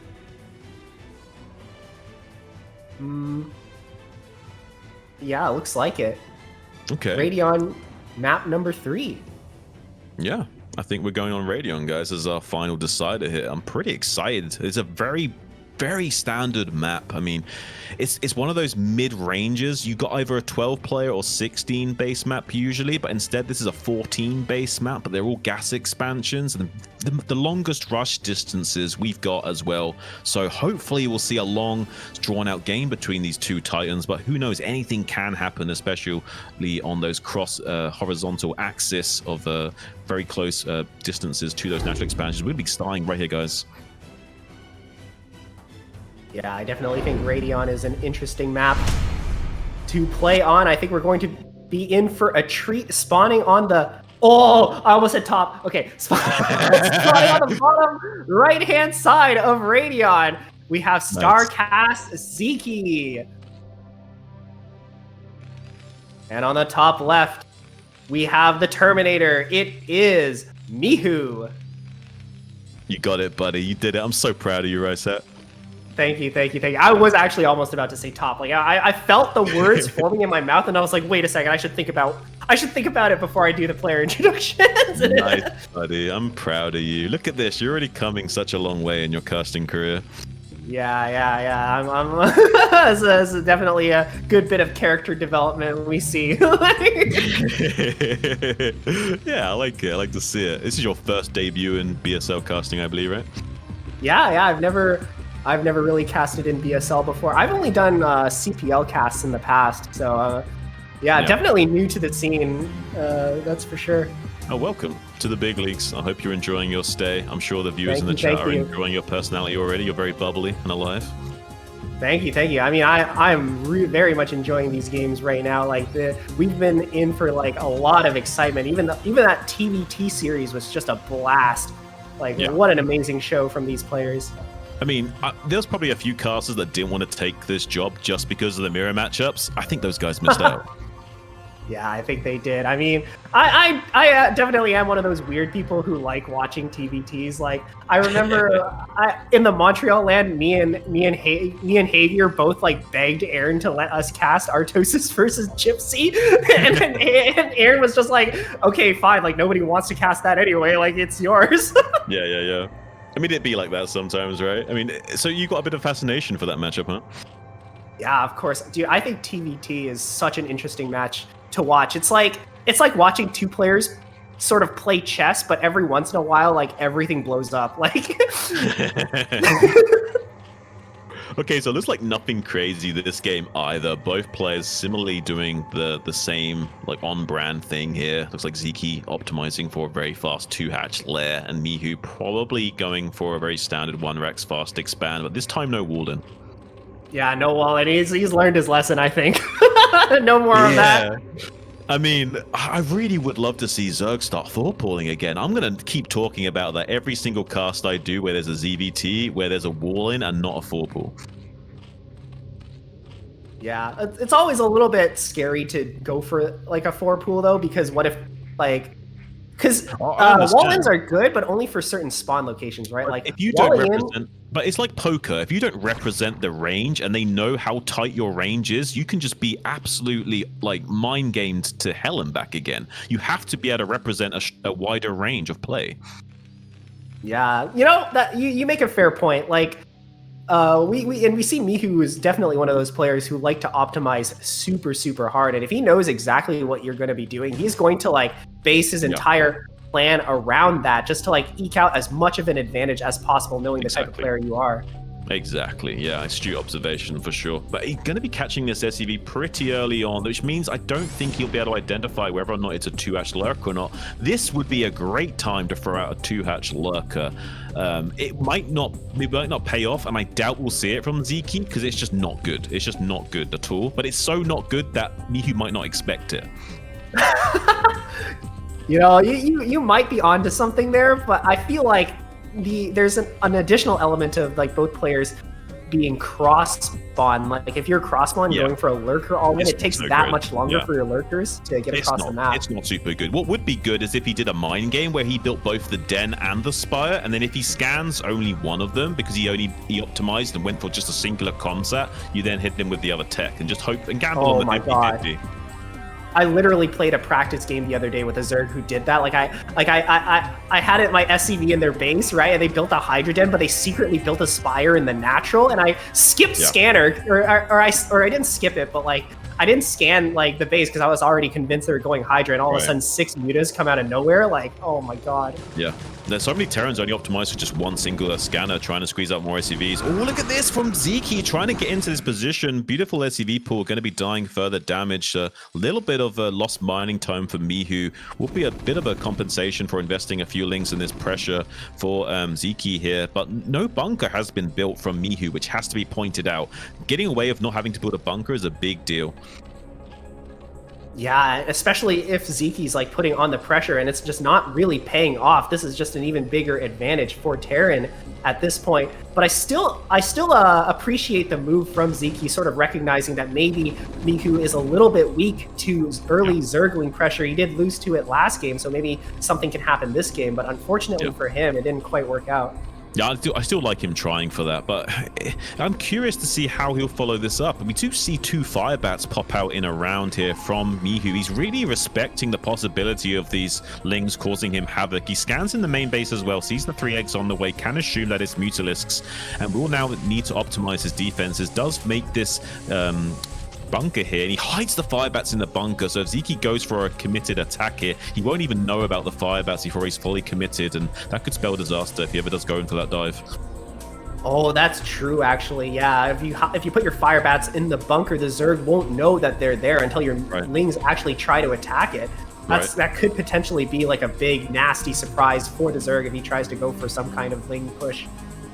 Yeah, it could be coming into factor here. At the very least, it's looking like Sziky won't be able to get much done with these initial Mutalisks. So, unfortunately, I'm seeing Mihu being very on brand with his defenses here. This looks too strong for Sziky to break open like an egg. He might still attempt it, though. As he can get a few more Mutalisks out here, he can start to challenge these turret positions. But Mihu is already on the offensive. He knows he needs to get all the attention on this bio ball now, so there's not even a chance the Mutalisk getting much done elsewhere. Yeah, this Bio Ball is starting to move out on the map, but with good enough Muta controls, Sziky shouldn't actually be in any real danger. For this Bio Ball to move across the map with these Mutas dogging them, like it should take them like 2 years or some crazy amount of time. Yeah, Sziky just wants to like bait out as much stim as possible and drain the energy reserves of these medics when he can. He doesn't necessarily want to challenge too much here. Just pick off 1 or 2 straggler marines when he can. Reduce that count if it's possible. But with how many turrets has been invested from Mihu, it'd be a little unwise for Sziky to dive too deep in here. He's trying to see if he can get some cheeky bounces off this natural egg onto those marines. Unable to do so. Instead, going to target this turrets on the high ground. Some marines in position to defend, but going to be able to kill at least one of those turrets to soften up this position for later. Yeah, but of course, as Terran, you're always happier with the Mutas killing turrets rather than like, you know, SCVs. Like, these Mutas are getting something done, but it's not going to be anything really substantial so far. Yeah, traditionally speaking, you want to kill at least 6 SCVs to go into a mid game feeling comfortable. As if you haven't killed that many SCVs, it doesn't feel too good. Yeah, and so far it looks like Sziky only killed a couple, like maybe 1 or 2. Yeah, not too much. He did deny a little bit of mining time with the Lings, but that was not really making up for the compensation of going for the Lings already, so not quite finding the damage. This game is pretty even on supply with this third base coming online in the top right, so it looks pretty good for him on paper, but execution's a different matter entirely. He needs to be careful not to get this Mutalisk boxed in on the exit vector as well. Pretty good target firing from Mihu, but unable to find any critical damage onto those Mutalisks yet. He's starting to get an additional count of 12, so he can now start to like filter out the low HP mutas for higher HP ones and try to slowly whittle down this Marine force. Yeah, both players generally playing pretty, well, I don't want to say passive, but they're playing pretty like reserved and safe, just kind of picking things off and playing fairly defensive. But now we see Mihu is going to try and move out on the map. I wonder if he knows about the top right base. I don't know, but there's so many links. He's going to try and clean up this bio ball, Sulky-esque style with a massive Muta-Ling cleanup, but he hasn't been able to set up for it yet. Mihu's a little bit tentative. He has got 1 Marine that's poking out to check what's what, sees the Mutalist. Now he's going to challenge the Mutas, and he can wrap around with the Lings if he wants to and go for a massive Muta-Ling cleanup on those bio balls. That 1 Marine is going to spot the top right base. This could be critical. This is critical information for Mihu. Yep. Now there's a new weak spot, and his army has immediately began to move against that base. The Lurkers are a little bit out of position, but they might go for a counterattack. And these Mutas are the only thing that Sziky really has to defend that base. Ziky's going to go for a base trade, I think. He wants to like just go into the Lings and Lurkers and cut off the reinforcements and just do a dive into the natural expansion and try and do a checkmate move by getting these Lurkers on top of the mineral line. But now he knows about the fire bats in the bunker, so now he can't bust open the bunker quick enough. Repair also buying in some valuable seconds for that Valkyrie to go to town and soften up the rest of those movements. I can tell you that he's wincing in his chair right now. He's not happy about this for sure. That did not go how he had planned it in his head at all. Now going to be trying to finish up and make the best of a bad situation. Gets these Lurkers into this natural expansion. He can still do a lot of damage. If he can catch this tank, that's going to be huge, but I don't think he's going to be able to get it. We'll be able to kill a lot of his SCVs mining, but meanwhile losing this third base while most of the bulk of the army of Mihu turning around to see if he can come back and save some of these precious SCV lives while being contained on his main base now. Oh, that is so many SCV kills for Sziky, but unfortunately he's going to lose his third base in exchange, and I think that's ultimately bad for Zerg, because you know Mihu's going to eventually retake this base. He does have tanks, and vessels should be on the way as well. Exactly.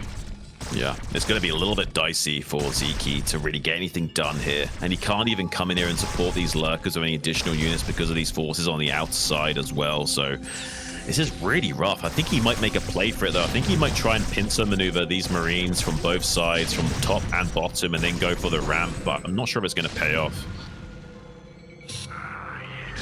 Yeah, these lurkers just trying to be as annoying as possible. They're going to slowly back up as the siege tanks move forward. Meanwhile, Sziky going for another attack on the front end of this base.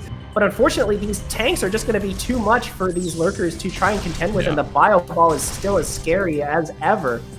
Yeah, Sziky keeps thinking about going into the lurkers and then sees the tanks on the high ground and thinks better of it. He knows just how awkward it is to come in here and get the job done, and it looks like Mihu will restabilize with these Valkyries and tanks shuffling down into natural expansion to clean this out. And with only 2 gases online for Sziky, once he takes this expansion, it's going to be very difficult for Sziky to catch up into this game. Yeah, this is such a scary army for Terran, and Zerg only on 36 supply. These lurkers are pretty much all that Sziky has. I feel like we're going to see GG at any moment, and there it is. Yeah, GG finally takes the victory. I mean, it's kind of expected results, but I thought for a second that maybe Sziky could figure out a way. I thought he was going to do a much better execution with that Mutaling Force cleaning up the bio ball in conjunction with the lurkers. It's a hard execution to pull off, but he could have done a 3-way pincer maneuver on that bio ball in the center. Lurkers from the south, Lings from the west, Mutas from the east. Would have done a pretty good job of cleaning that up. Maybe would have had a lot more life in this game. Instead went for the base trade scenario and didn't pay off for him here. Yeah, I think if he engaged the army in the middle of the map, and maybe if the lurkers were in a slightly better position, but I think Sziky was sort of counting on the fact that Terran wouldn't be able to scout that. Mihu somehow managed to get that one Marine to just like sneak by like that. Like the Mutas, they were on the lookout, right? They were going around, they were looking, like they were on patrol, but Mihu somehow managed to sneak that through and find out the weak spot in Sziky's build. I mean, it's kind of crazy how Mihu always seems to be able to do that, sneak his way back into the game just when you think you've got him figured out. It's kind of to be expected, though. That's why his win percent is what it is. The numbers reflect what we just saw on the screen. That's why he's so deadly. But yeah, it looks like we're going to instead be going on to see what's going on between Conan and kogeT, because they got to figure out who's going to be the guy to take on Sziky next, now that Mihu's through to the round of 8. That's true. I think it's going to be Neo Dark Origin is going to be the loser match start map. Apocalypse, apparently. Okay. I thought it was Dark Origin. I think that's what we're seeing on the graphic here. We're seeing Dark Origin, but... Dark Origin is for the winner. Oh, my bad. Yeah. My bad, guys. Yeah, sorry. Dark Origin is for the winners match after Conan and kogeT. My bad. Yeah. I mean, JDConan and kogeT both showing some... pretty fair games against their opponents. Of course, Mihu and Sziky are both like top of their skill level, like in the foreign scene. Like, we don't know too much about kogeT or JDConan, but they did actually seem to hold their own pretty well in both their series. Yeah, I mean, I kind of had a feeling it might have been 2-0 sweep, but honestly, they did hold their own in those games. They weren't just completely whitewashed out like you sometimes see. Like, they really did hold their own. In fact, a lot of those games, it seemed like they actually might have taken it. Yeah. I mean, especially impressive was the second game between kogeT and Mihu. That cheese defense into like the solid mid-game play, but just not quite being able to hold that advantage, but not even for like any reason that's like, oh, kogeT bad or anything like that. It was just like crazy how well Mihu played in those situations. So I feel like going into the next match, I want to place the advantage or the edge on kogeT's side.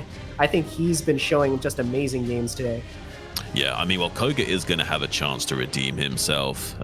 He has been playing a bit out of his mind against Mihu. I was really impressed by that showing. Now he's up against this juvenile, up-and-coming dragon from Bolivia, JDConan.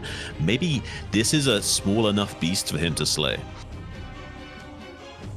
Yeah, that's certainly possible. I mean, kogeT, actually, there's some interesting things to point out in these stats. So kogeT actually performed really well in the BSL seasons 4 and 5. He's getting second in BSL season 4 and third in BSL season 5. Meanwhile, JDConan, much more active player in the later seasons, like BSL 13, 14, 16, 17, 18.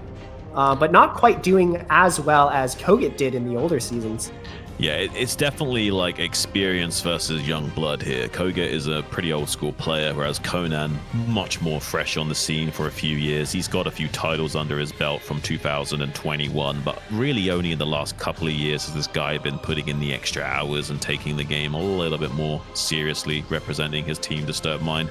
Maybe there's hope for this guy in the future. He can be a strong contender. He does look so strong for such a little amount of time invested already.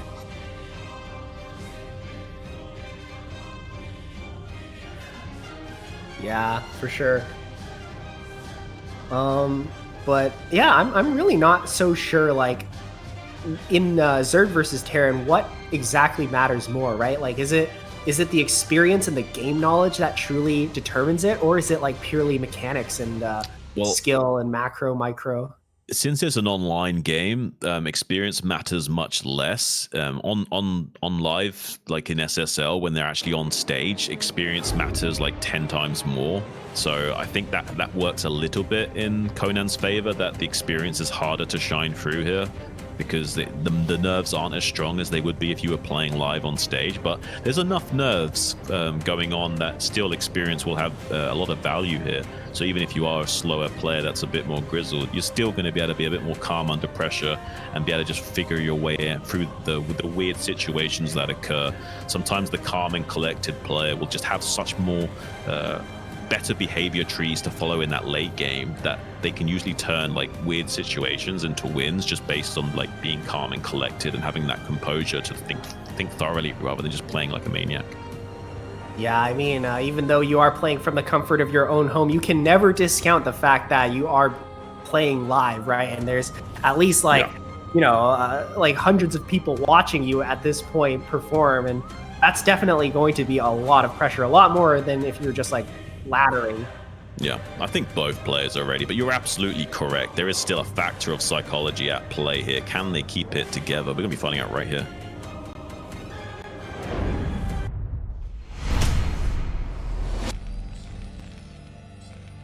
All right. Spawning on the top side. It is our Polish Terran player. It is kogeT. And on the bottom left, the juvenile, the young blood, it is our Zerg from Bolivia, JDConan. Yeah, he might grow up into being a very large fierce dragon in the future, but he's got a little ways to go. But he's so far showing himself to be somewhat of a fierce contender. Can he redeem himself against kogeT here? I hope he can. Yeah, he's definitely one of the up-and-comers that we have to pay attention to. He certainly has a lot of potential that he's shown in his first series against Sziky, even though it was an 0-2, especially in that first game. It was a fight for quite a while. Yeah. He shows some fundamental understanding of the game. He knows that even if he's in a bad spot, he still has to try and find some kind of compensation. So he will make sacrifices to try and look for those potential win conditions. He understands enough of the fundamentals to compete at this level, but he hasn't got quite the experience yet. So he needs to play a few more tournaments to really figure things out and kind of, you know, get his cool. And maybe we'll see this guy being able to go all the way in the future. Man, I'm just watching his webcam right now. Is he listening to? It looks like he's jamming to some music. He's vibing to something. Yeah. He's head bopping and stuff. Like, yeah, maybe he's trying to, like, you know, get into the flow state, just trying to, like, you know, lose the nerves by instead just, you know, vibing to whatever beat you got going on. Like, I know there are definitely some players, at least if any of you guys follow StarCraft 2, I know there's a young Italian player named Rainer who always has like a rap playlist going on, so you can see him grooving on the on the webcam when he plays. Yeah, I played against Rainer in a tournament way back when I did play StarCraft 2. Oh wait, that's crazy. Yeah. Anyways, we see the pool go down for JDConan, but I believe this is not a pool first build. This is hatch first, so pretty standard out of the Zerg, and the Terran going for a wall off on the top side of Apocalypse, which is definitely not the best place to wall, but I guess Terrans are just so entitled these days that they just gotta wall. You're not wrong, right? Like the Marines are even spawning out on the outside of the wall, RiceHat. I mean, like this is like the craziest bait of all time. This is just like Conan's being too PC to like take advantage of it. Yeah, you could be right. I mean, this wall is definitely a lot more vulnerable than most walls to early Zergling Oh, that's pressure. super vulnerable, man. Like that's like walking down the street with a sign on your back saying "kick me" and like shouting out obscenities and getting away with I mean, it. it might as well be. Like, if you go for like a Ling All-In, what does Terran do? Like, the Marines pop out on the wrong side. Yeah, I mean, I'm telling you guys, like, if he had just 4-pulled this game, we wouldn't even be talking. The GGs would be punched. Yeah, it would already be going on to the next game. A 1-0 advantage for JDConan. But unfortunately, he does go for the safe play, right? Like, hatch first into fast lair. When will these Zergs learn? When will they grow a pair of balls?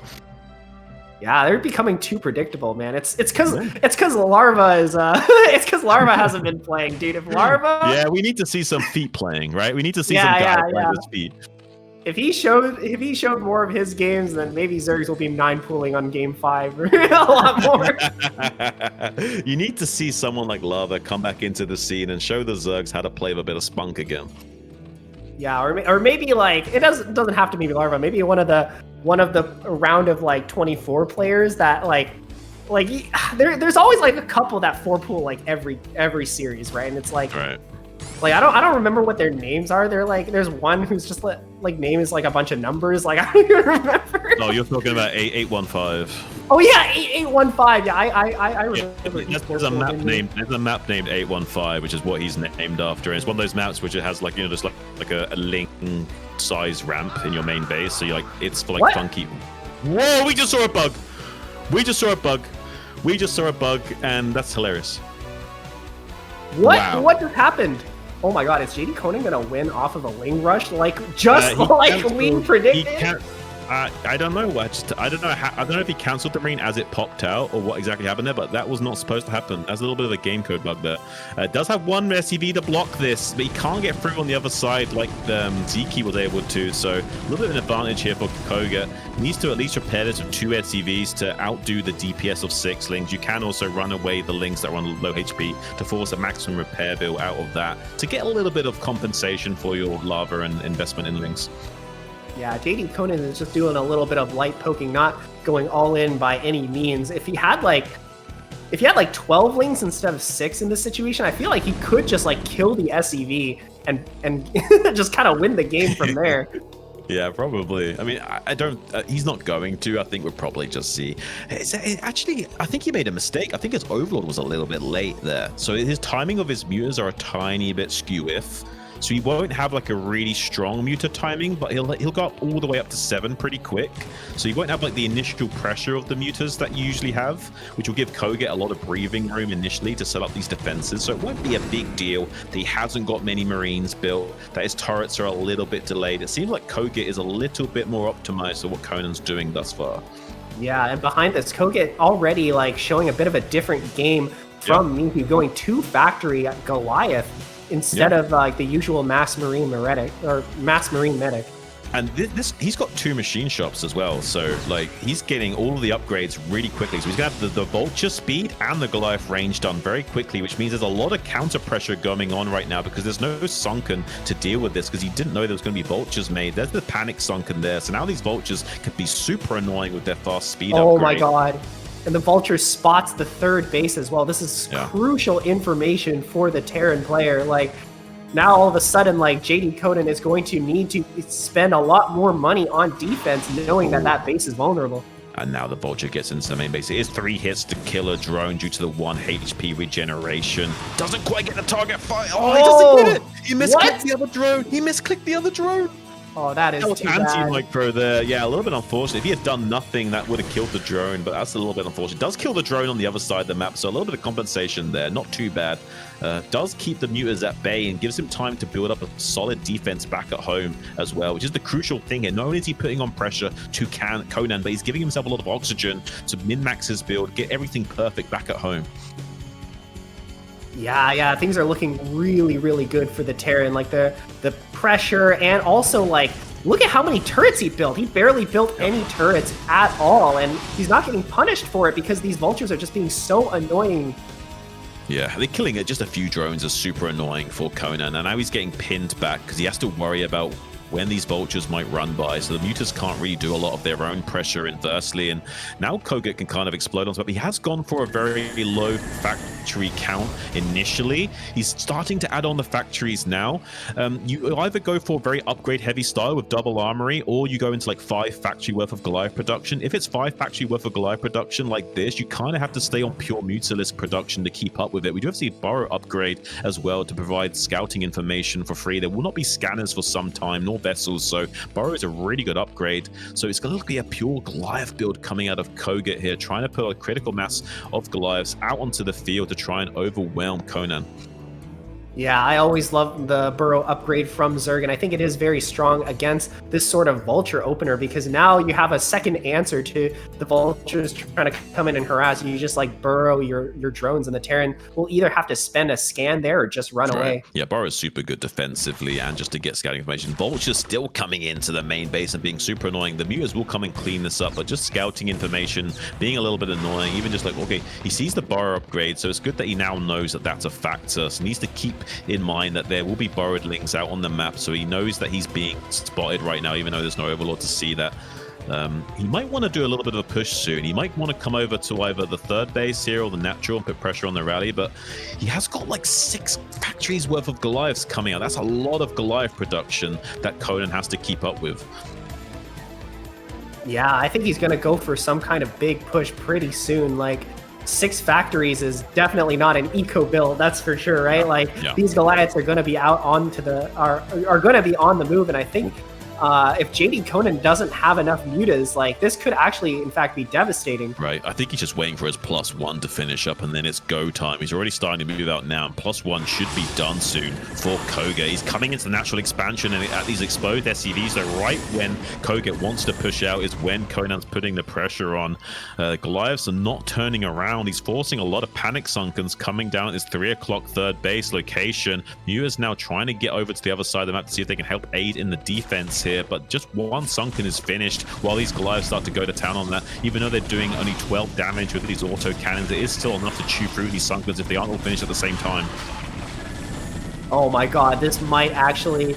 I think kogeT has like more than enough Goliaths to break through this position. Those Sunkens were way too little, way too late, and these mutas don't quite have the number to deal with this Goliath count. The drones are going into and try to defend as well, but they're just getting killed, and this base might be dead. I think JDConan's going to lose everything. I think he just barely did it. He's hit such a crucial window here. Really impressive by kogeT. There wasn't much of a window to exploit, but he's found it, and he's got his crowbar in. He's wrenched it off the frame, and he's gotten inside. Home invader kogeT getting an early win in this series will give him a lot of tempo going forward.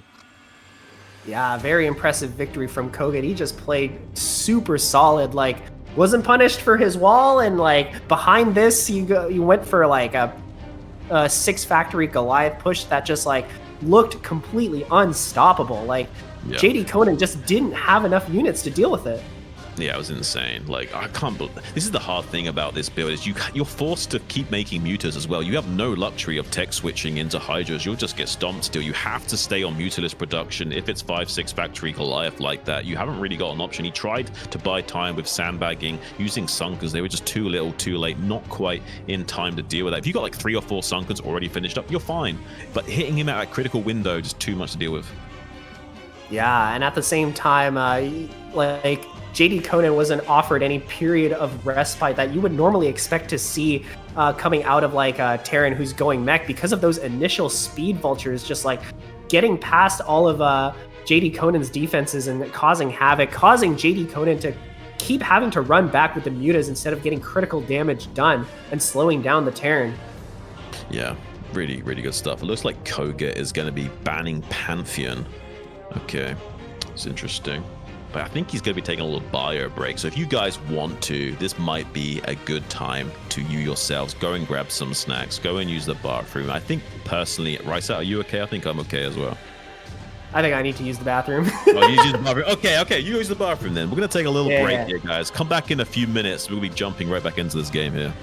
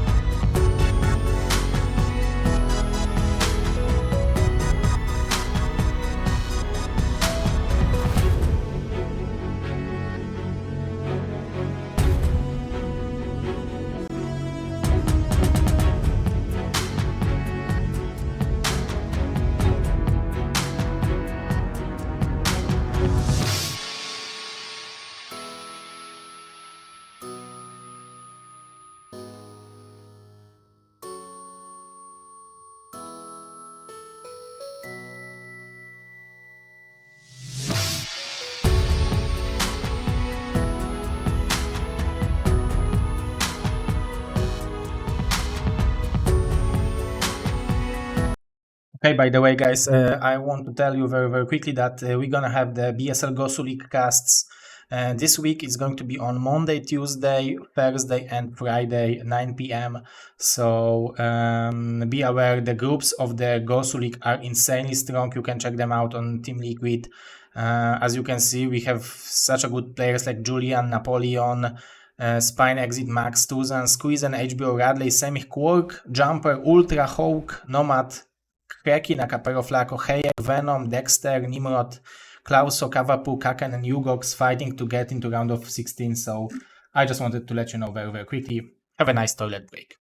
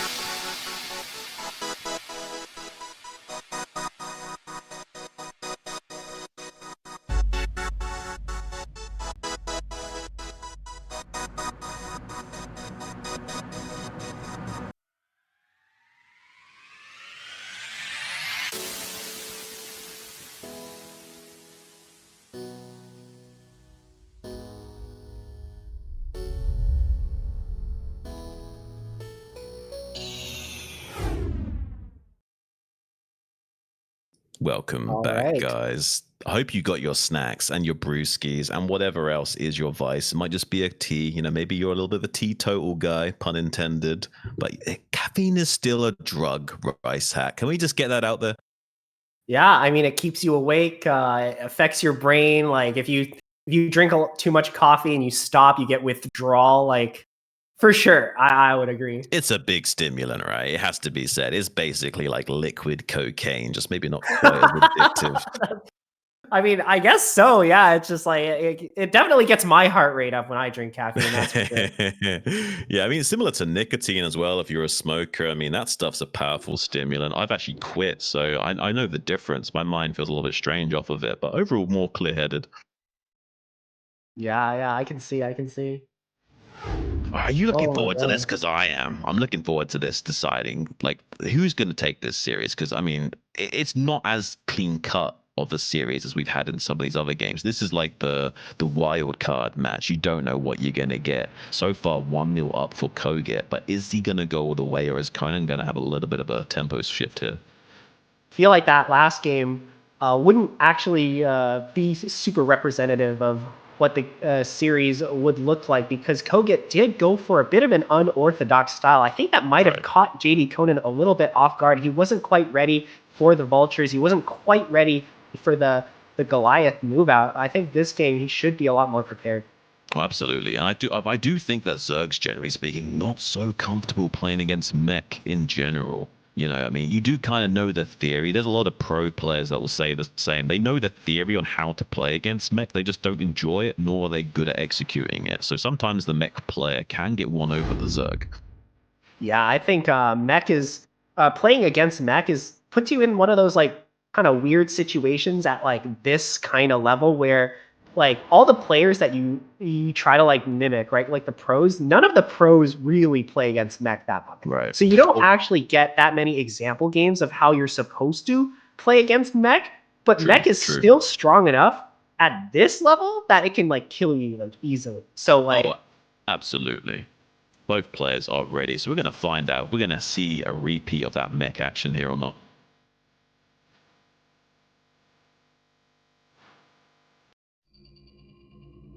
All right, making this intro easy for me. Spawning on the top right-hand side, we have our young Zerg player. It is JDConan. And on the top left, the Terran player from Poland, also a bit of an up-and-comer. It is kogeT. Man, this is probably going to be, even though not the highest level of games we're going to see tonight, probably the more exciting games, just because you don't know really what to expect between these two guys. Yeah, definitely. I think if that last game has taught us anything, it's that we're going to see a little bit of a different set of games than we did earlier today when we watched Mihu versus Sziky. Because kogeT seems to not really want to play the sort of standard style you would normally expect Terrans to play at like super high level. No, you're absolutely right. I'm really curious to see exactly what occurs in this game. I'm curious to see, will Conan switch things up, or will we just try and play his normal A game? kogeT, inversely, he could go for a mech-based play yet again. He might not, though. He might just play a bio build now. I'm not too sure about kogeT's play style. He is a lower APM Terran, so maybe he's just more comfortable going for mech-style builds in general. Yeah, I definitely think you're right about that. I do notice that Terrans who typically like go for mech styles do mech like basically every game. Like that's just what they do. And as we can see from this game, kogeT going for a wall off once again. Even though he's spawning on the top side, the Marines are not going to spawn on the on the right side of the wall, but that's not going to stop him from trying to do that once again this game. I mean, that's not to say that he couldn't play bio if he wanted to. It's just it's so mechanically demanding. That's why players like Barracks are so good. You need that like 400 crazy high APM all over your fingers, like spiders dashing across the keyboard to keep up with the level of interactions occurring with that Bioball and Mutalisk switching over and over again. Really hard. You only see like a few players able to master that kind of craziness, but two glass cannons against each other is why it's so potent. With the mech though, it shifts that power balance up, and you've suddenly not got a glass cannon for Terran anymore, and it shifts the balance of power back in the Terran's favor and forces the Zerg to be much more committed with their engagements to get one over the Terran. It requires way more coordination. Yeah, like the level of response, or not really level, but the type of response you need as a Zerg player, like depending on whether or not the Terran goes mech or bio, is so different. It can really catch a lot of Zergs off guard and leave them like sort of maybe a little bit confused as to how exactly they need to play it, just because the two styles are just so different. It's like you're suddenly having to like hack your way through a jungle with a machete rather than just strolling along the path that you're so much used to, because you have to go to this forbidden lands that you're not really got mapped out quite as much as this bio play. It's so more common to face against bio in TVZ. So few players play mech that you don't even get practice against it. Yeah, I definitely agree with you, and I think there's also a lot of mech. Playing a mech style also comes with a lot of like I guess maybe like preconceived notions of what a mech player is going to play like. Because that last game, right, JDConan wasn't expecting like the speed vultures to really just come in and just try to do constant harassment. Because if you're playing against mech, I feel like you would actually expect the Terran to play very, very passive. So that's actually quite a surprise as well. Yeah. I'm curious to see what kogeT will go for this game. I haven't really got a good look at his build order just yet, but it looks like Conan is not really squeezing out as much gas as he could be. So could be seeing a little bit more of an economic-based 2-hatch muta play from him, not being super greedy, just trying to get as maximum amount of drones as possible out. Might pay dividends later on in the mid to late game phases, rather than being super tight with his build order timings and getting the fastest possible mutas here. That might be more his style, trying to go for a slightly slower, more reserved Spire. I think kogeT is actually going to be switching up his style this time around, getting a fast eBay and a fast Academy. I think he's going to go bio this time around. We're gonna see just how well both players play against that, or play with and against. Now, by no means, this guy might be a little bit old, but he's no slouch. He can still hang. So yeah, he will still have a very, very strong showing of his bio build, I'm guessing. I've not seen him play bio too much, but I imagine it's pretty strong. Yeah, there are definitely players who can do both, and those are always the scariest, right? Like the player who does the same thing over and over again every game, it kind of becomes predictable. But if he does bio this time around, it's like, well, like you don't really know how he plays bio because you didn't see it last game. So yeah. Yeah, I mean, you have to have a range of play. I mean, StarCraft is much more like poker than chess. There is some elements similar to chess in StarCraft, but actually in terms of incomplete information and representing ranges of play, it's way more akin to poker. So you do kind of have to be thinking a little bit outside of the box to outthink your opponent. Yeah, and I think a big +1 attack is going to be coming out of kogeT fairly soon. We see that he's already adding barracks, and he scanned the main of JDConan and is going to see that he is in fact going Spire this time around. Yeah, and it is a very reserved Spire, so he won't have to be super sharp with his turret timings, but we'll eventually see those turret timings come down at a very standard sort of 5-minute 35, 5-minute 40. The mutas can still get in here and maybe take a few pot shots at these SCVs, but you'll see the turrets finish just in time, where there's no way of these mutas really accomplishing much here. Yeah, these turrets finishing just in the nick of time. These mutas shouldn't be able to get too much done here. And a couple more turrets going down, one next to this barracks, but it's going to be harassed just a little bit and forces the barracks to lift off as well. Yeah, this is a good play from Conan here, coming in. He actually gets really good connections on these Marines. Now is forcing to retreat. He didn't even set an SCV to finish up the zoning turrets, and now that'll be picked off for free. This is a huge window for Conan to come in here and exploit.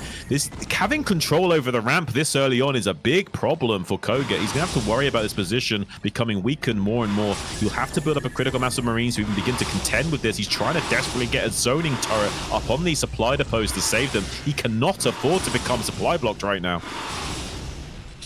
Yeah, kogeT a little bit short on Marines, and I think he might have misplaced his barracks and his turrets as well, because you usually want something defending the ramp and the entrance. But these mutas are just kind of going ham, and they picked off so many Marines at this point in the game. I fear that kogeT might be losing control.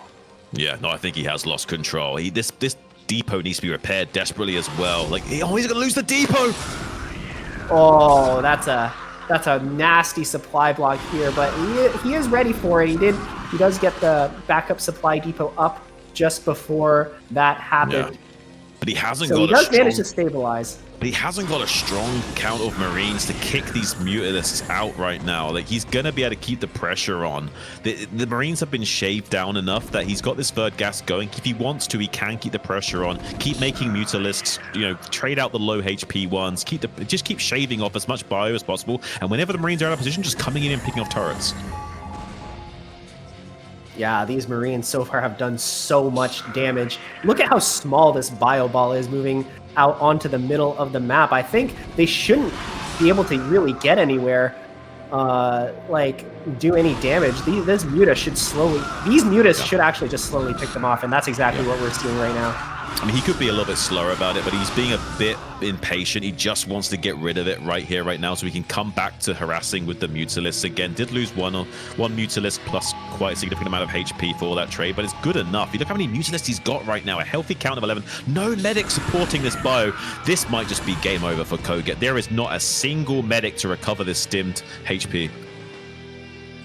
Yeah, this might be a very big mistake coming out of kogeT, losing the medics in front and not building any behind. These turrets are going to get picked off, and without the turrets defending the barracks, if these Marines all die, it could just be GG. Yeah, and he's on top of the production almost as well. These two zoning turrets on the main base mineral line do not cover these barracks, so once he kills the Marines, he can just stay on top of the barracks forever, and that's pretty much lights out once you get on top of the Terran production line like that. These Marines are the last bastion of defense against these Mutalisks from Conan. He's even doing a Hydralisk transition right now to get some lurkers out. Those would usually be used defensively, but in this position, he just needs to contain kogeT with 4 lurkers and win the game that way as well. Yeah, already picking off one of the turrets defending the main base, and he's killing a whole bunch of SCVs. This turret is going to go down as well. The main base is completely vulnerable, and then these Marines are being sent on a wild goose chase. These Mutas are just doing so much work.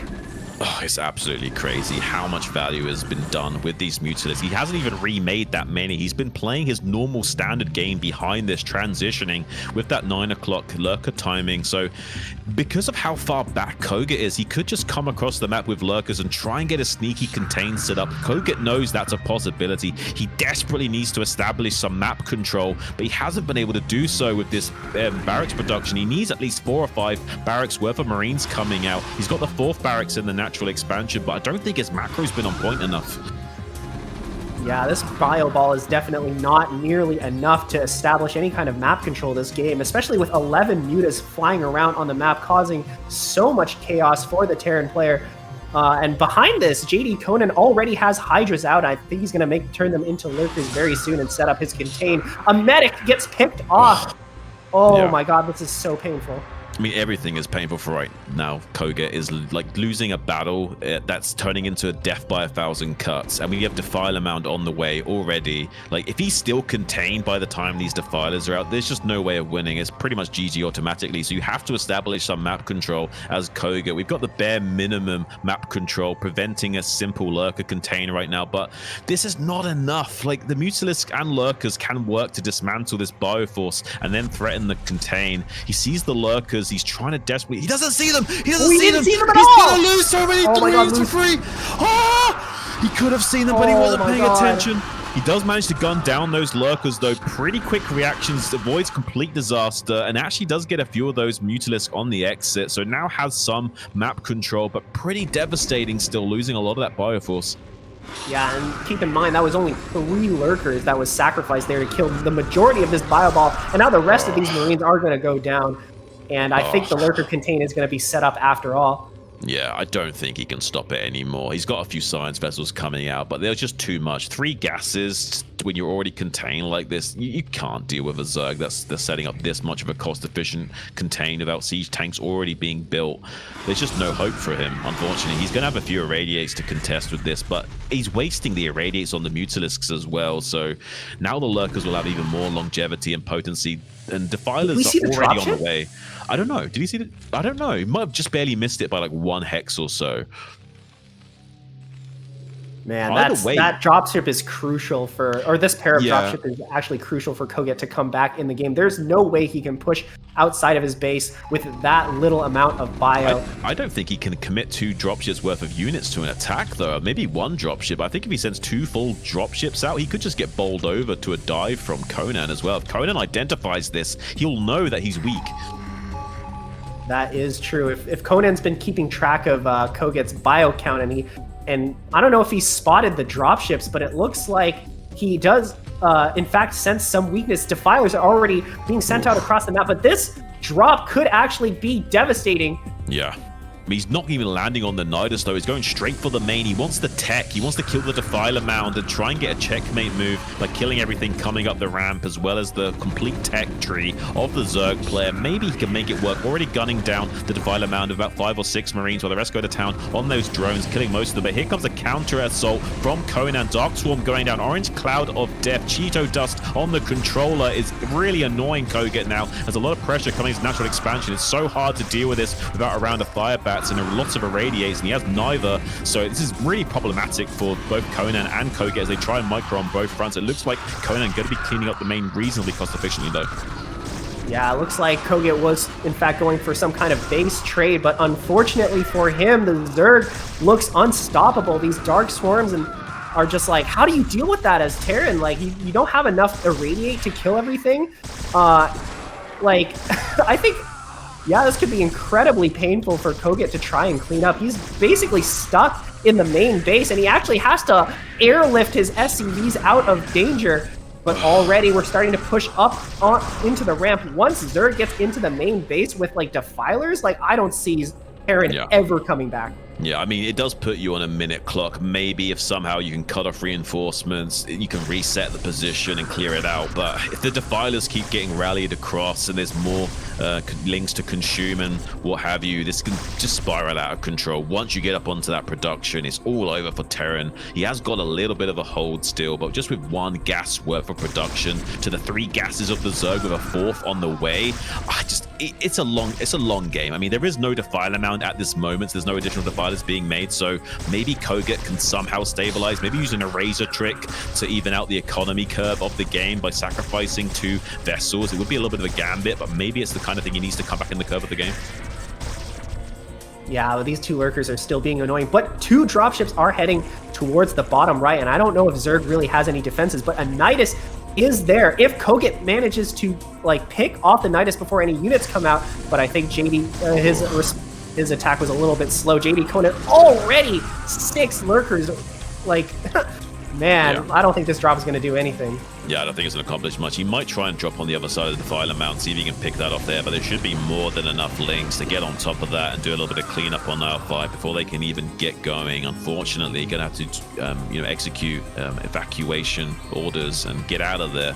But I don't know. I mean, there is a bit of hope for kogeT. He even identifies that this barracks had 20 HP, so he's not going to lose that. That's fortunate. That's fortunate. Not losing that barracks of production is important because there's going to be Ultralisks coming out, and you need a crazy amount of Marines to kill those. A sneaky drop coming up on the top side of this map, but unfortunately that's going to be cleaned up as well, and these Scourge are more than enough to deal with the 2 dropships still remaining for Terran. But Terran has sort of regained control of his natural, and as vessel count is starting to look pretty healthy. It's definitely an uphill battle, but the game is not completely over yet. With some eraser tricks and really tactical irradiate usage, maybe something can be done here, but he needs to get something rolling because 4 gas Zerg with Ultralisk is going to be unstoppable in the long run. He needs to put on the pressure right here, right now.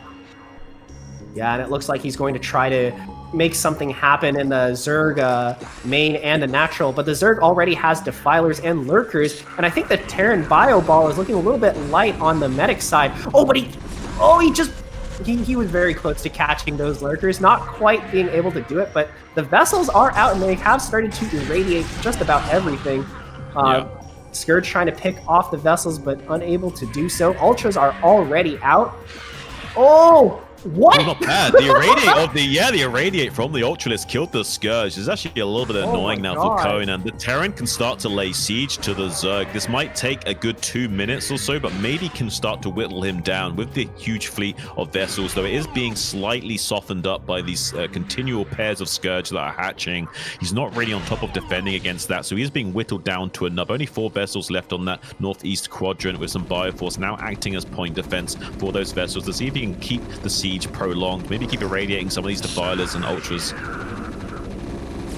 Yeah, JDConan doing an excellent job of picking off the kogeT's vessels. He is like playing very, very risky with them, but these are risks that he has to take because he needs to find value with these vessels in order to get back into the game. Yeah, it's not easy. I mean, it's a tall order. I mean, it's 4-1 Ultralisks. He has 2-1 Marines. 3+3 should be done in another like minute or two, but it's a little bit rough for a while. Oh, he's going to be running into... He knows the swarm is about to run out, but he's really jumped the gun. He hasn't got the timing perfectly down. He knows any second now it's going to run out, but he's completely missed the mark by 15 or 20 seconds.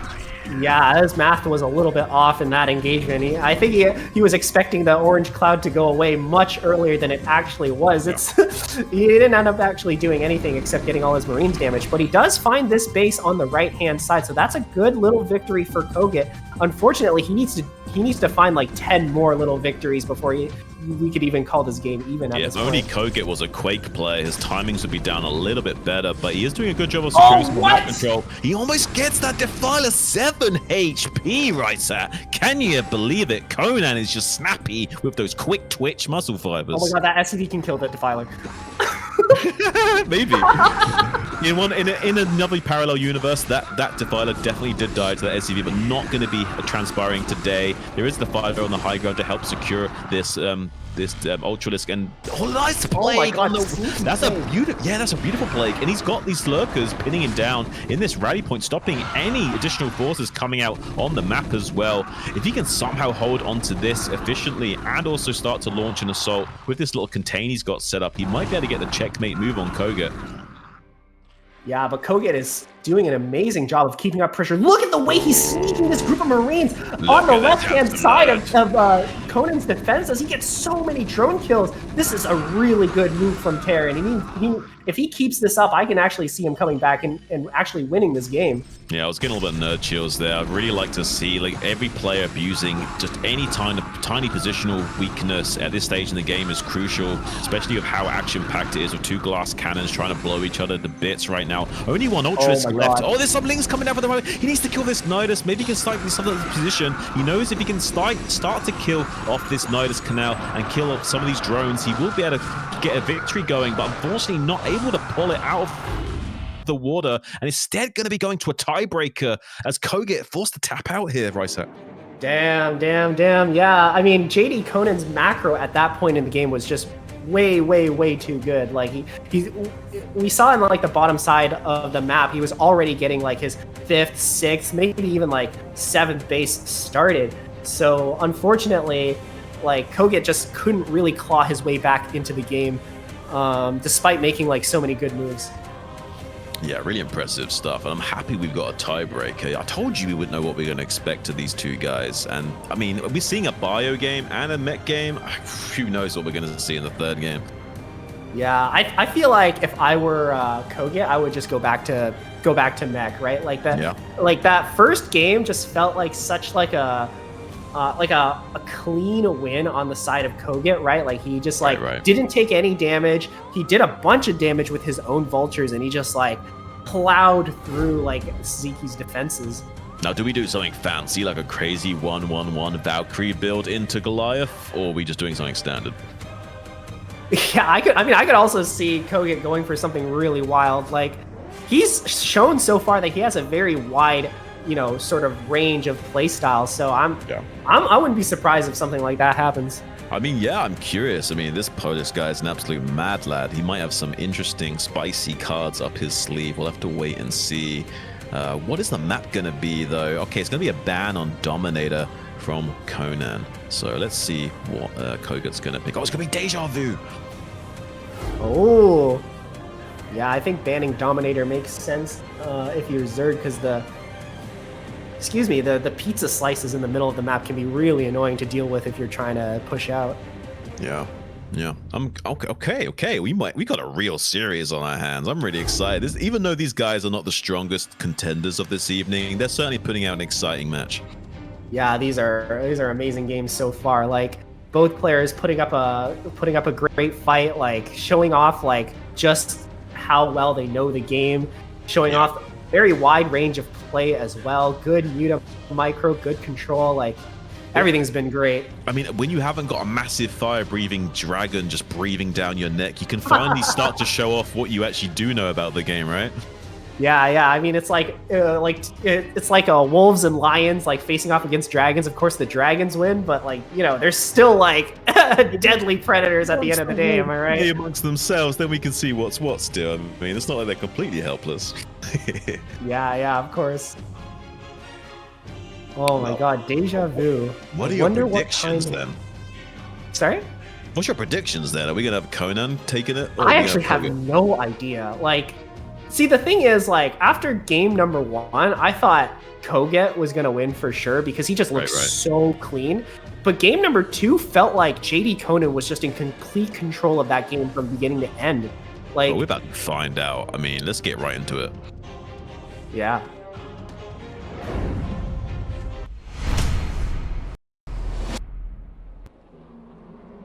All right, ladies and gentlemen, boys and girls, buckle in because we are at the last match of this series. We are so far tied 1-1, spawning on the top right-hand side of Deja Vu, JDConan. And on the bottom left, our Terran player, it is kogeT. Cross spawn once again. It does change a lot of factors here. A few more extra seconds of rush distance, easier to obfuscate your rushes due to not being scouted early, and a little bit of weird cross positional paths. I mean, there is some end scouting you do sometimes see from Terran players, spot that 9 pool coming across the map or whatnot. But yeah, it's be interesting to see what these players elect to go for. Will we be seeing just some normal standard stuff, trying to play a little bit more reserved and safe, or will one of these guys get ballsy? Yeah, I mean, I want kogeT to switch back into playing mech. Yeah. Because I feel like that is that feels to me like it's the correct move. If you like won game 1 like that well, and game 2 like was like that painful, I think you just go back to basics in a way, right? Like do what you're good at, like do what has already won you like a game 1 time. Yep. But I do think that if kogeT goes for mech in this game, it's not going to be the exact same as game number 1 because I think JDConan's going to be a lot more prepared this time around. Oh, I hope so. I hope there'll be some micro adjustments from JDConan just to squeeze more juice out of the orange now that he knows what particular species of fruit he's dealing with. Yeah, of course, I know exactly what you mean. Like, just getting a little bit more defense up, being a little bit more on point with defending the first, couple vultures, and like getting those sunkens up a little bit sooner would have made all the difference in game number 1. Yeah, and look at this 11 hatch from Conan, trying to get a really fast lava optimization. Doesn't care about the economy, just wants the lava advantage. Get that hatchery really quickly. If you get a larva advantage, if going 11 hatch, is that like is that better or worse in terms of like drone count, or is it like more pressure? Like, what does that mean? You get less money overall, but you get faster timings of, like, say, the creeps finish quicker. So if it's like a really fast 10-10-10 like factory play, you can build the sunken to defend against the proxy 10 fact quicker. There's a lot of factors that come into play with that hatchery popping a little bit, few seconds quicker, and you have faster lava timing, so you got more ling pressure. So it's good defensively in the early game, basically, but you do lose out on a tiny bit of economy, just a little bit. Mm-hmm.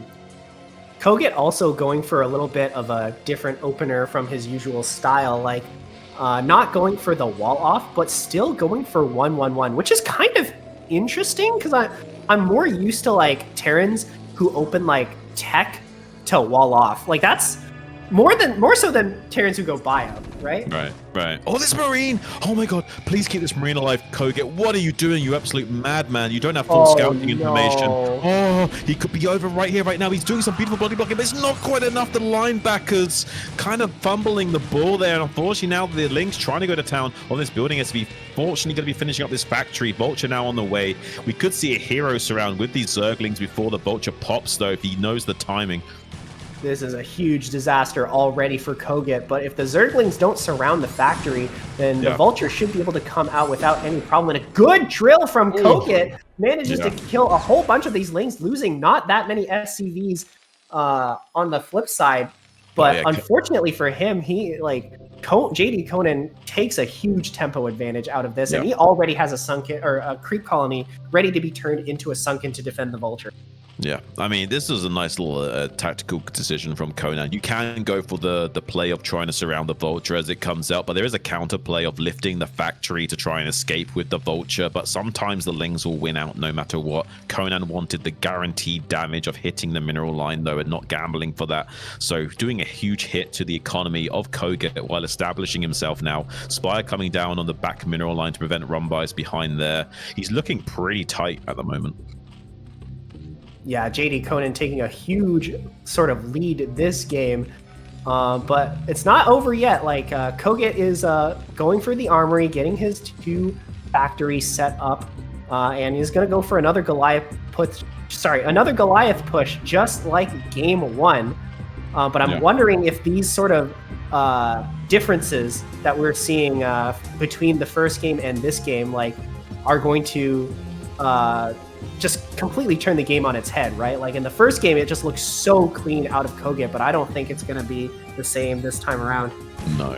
And there's the hatchery and the water block. I mean, this Vulture will never kill that hatchery, even though technically it can outrange this sunken. So it'll be a little annoying that it's getting chipped away and he's got to deal with the sound cues of, you're being under attack kind of thing. Like, that's a little bit annoying, but that's about all that damage is being done right now.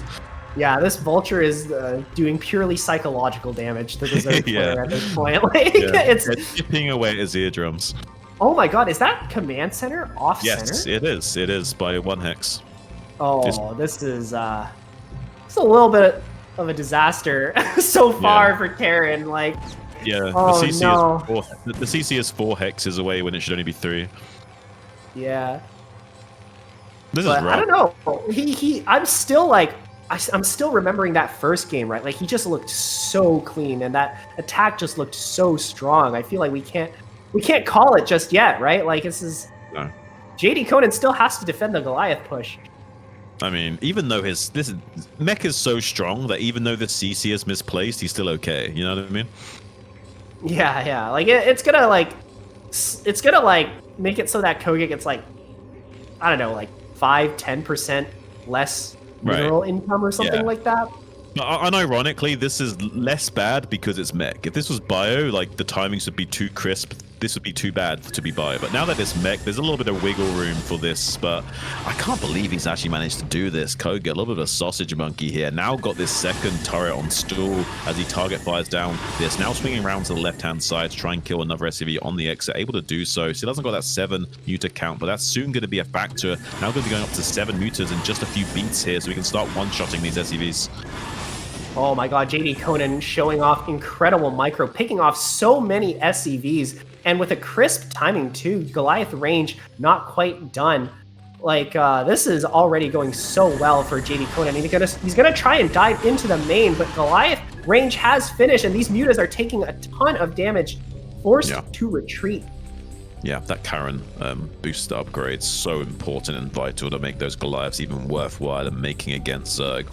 With that range, though, those missiles just snipe them. Even though they're not doing full damage to the mutas, it doesn't matter. There's such a big range advantage that you have so much zone control. They're like mobile turrets on steroids, and you feel much more safer. But the Zerg can sometimes get up to 2 control groups of mutas and pull the Terran apart by forcing the Goliaths into the natural. Then the other control group of mutas comes into the main. You sometimes see Sziky do that kind of style against mech a lot. If Conan could handle controlling 2 control groups of mutas at once, that's the kind of style he needs to go for here. But that's usually Sziky level execution. Yeah, Zergs who are able to control 2 control groups of mutas at a time is like a very rare breed. I don't even see that many Korean players pull that off successfully. And now kogeT has started to stabilize. He's getting his starport. He's getting extra factories and getting his... Okay, he's not getting extra factories. I feel like he should. If he's going for a 6 factory push, now is the time, but maybe not quite yet. No, he's doing tech version of mech this time, so it's only 2 factories into tech. So you instead go vessels to put the Zerg player on the clock and force a transition into Hydras. This is the other version of mech. Oh, I see what you mean. I think that actually makes a lot of sense, especially since JDConan is cross spawn, so it's a little bit hard to completely go across the map. I think he's going to try and take it a lot slower this game, take more bases, and just play for late game. He should be expanding. He should be playing very wide right now. He should be playing it more like a Zerg versus Protoss and just taking a lot of hatcheries and then making a round of drones, round of Hydras, round of drones, round of Hydras, and on you go. And try and build up a massive, wide, like 5-6 base Zerg. And if they do go mass siege tanks to counter your Hydras, obviously you have to just go into Queens. Then you got 5 to 12 Queens, banking energy for 2 minutes for that Broodling tempo swing later on. But then you got the EMP counterplay to worry about. Oh, it's so fun, RiceHat. What can you do? Yeah, of course. But JDConan right now is still trying to get things done with his mutas. I think now he is sort of realizing this is going to be a tech and split map type of late game mech. So there's enough Goliaths in the base to just basically counter any kind of harassment that Zerg can do. So Zerg is just going to sit outside, watch for pushouts, and expand. Yeah. I mean, he's a little bit slow on the expansions, to be honest. I would have thought JDConan would be much more aggressive. I don't think he's identified just how tech-heavy the Terran is yet. He's gone for a much more mid-rangey style and seems a little bit committed on mutas for some time. Though I'm very grateful he's not putting on too much aggression with these mutas, because I don't think he would have found much holes to exploit. Does give him some time to just build up and build some macro hatcheries back at home. He will need a lot of lava to play with, because there's going to be a serious amount of tech-heavy mech to deal with. That if he doesn't have a crazy influx of Hydras to counteract the pure like just superior composition of army that kogeT is going to be able to field, a very late game style army this early on, it's going to be very difficult to contend without the right tools in your arsenal. Yeah, and once again, kogeT goes across the map with these speed vultures. He's always, just like game number 1, he's always finding like these weird angles and these weird paths to be able to sneak these vultures out, even though JDConan is on patrol with the mutas. One of them did sneak in to that third base and got a couple drone kills, and another one is on the top side of that second main that JDConan took. I think that one is just hiding there, ready to, like when he sees the creep, he'll just go in and kill a bunch of drones, right? Yeah, one of the hardest things about playing against this style of mech is you think you're doing good, but then their upgrades kick in later on and you don't trade as well as you thought you would, because like they've got like 2-1 upgrades way quicker than usual, and it just has such a power spike, and it's just so tanky to chew through those units. And look how annoying he's being, coming in yet again with an 8 HP vulture and killing maybe 3 drones. That's crazy. Oh my god. Wow. Yeah, vulture control is absolutely like out of control this game. Like he's getting so much done with them and just being so annoying. And now vessels are out. Like the mutas are not going to do anything. Yeah, I love the facial expressions on kogeT. He's got that facial expression where he's like, he's locked in and he's trying to make sure his brain is still getting oxygen. You know what I mean? Yeah. I didn't really notice it until you pointed it out. Whereas Conan, inversely, much more calm and collected, a little bit more like sulky over here.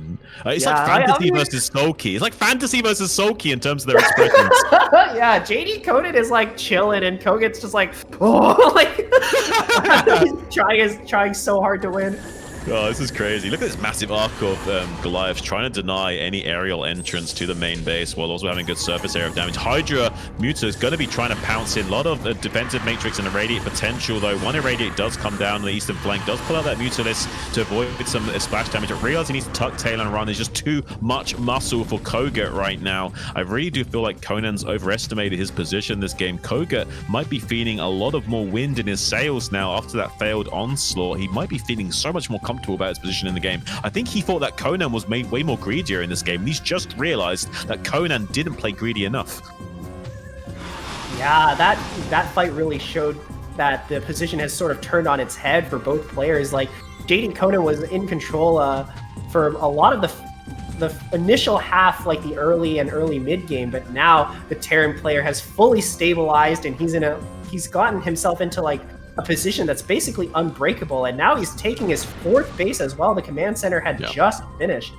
I mean, that macro of engine of Conan, though, still has managed to get on equal on supply. Queens now finally made. 6 queens are going to be sitting for 2 minutes waiting for their energy to come online so they can finally cast their broodlings. They could cast Parasite to provide vision by infecting one of the units, but usually you're looking for that broodling upgrade to snipe these critical tank units. If you can snipe just 5 or so tanks with those broodlings and then come in with your Hydralisk, you can just bowl over Terran positions. I kid you not. If you've got 0-0 Hydras versus 3-3 mech, just the broodlings alone can make you win the fight easily.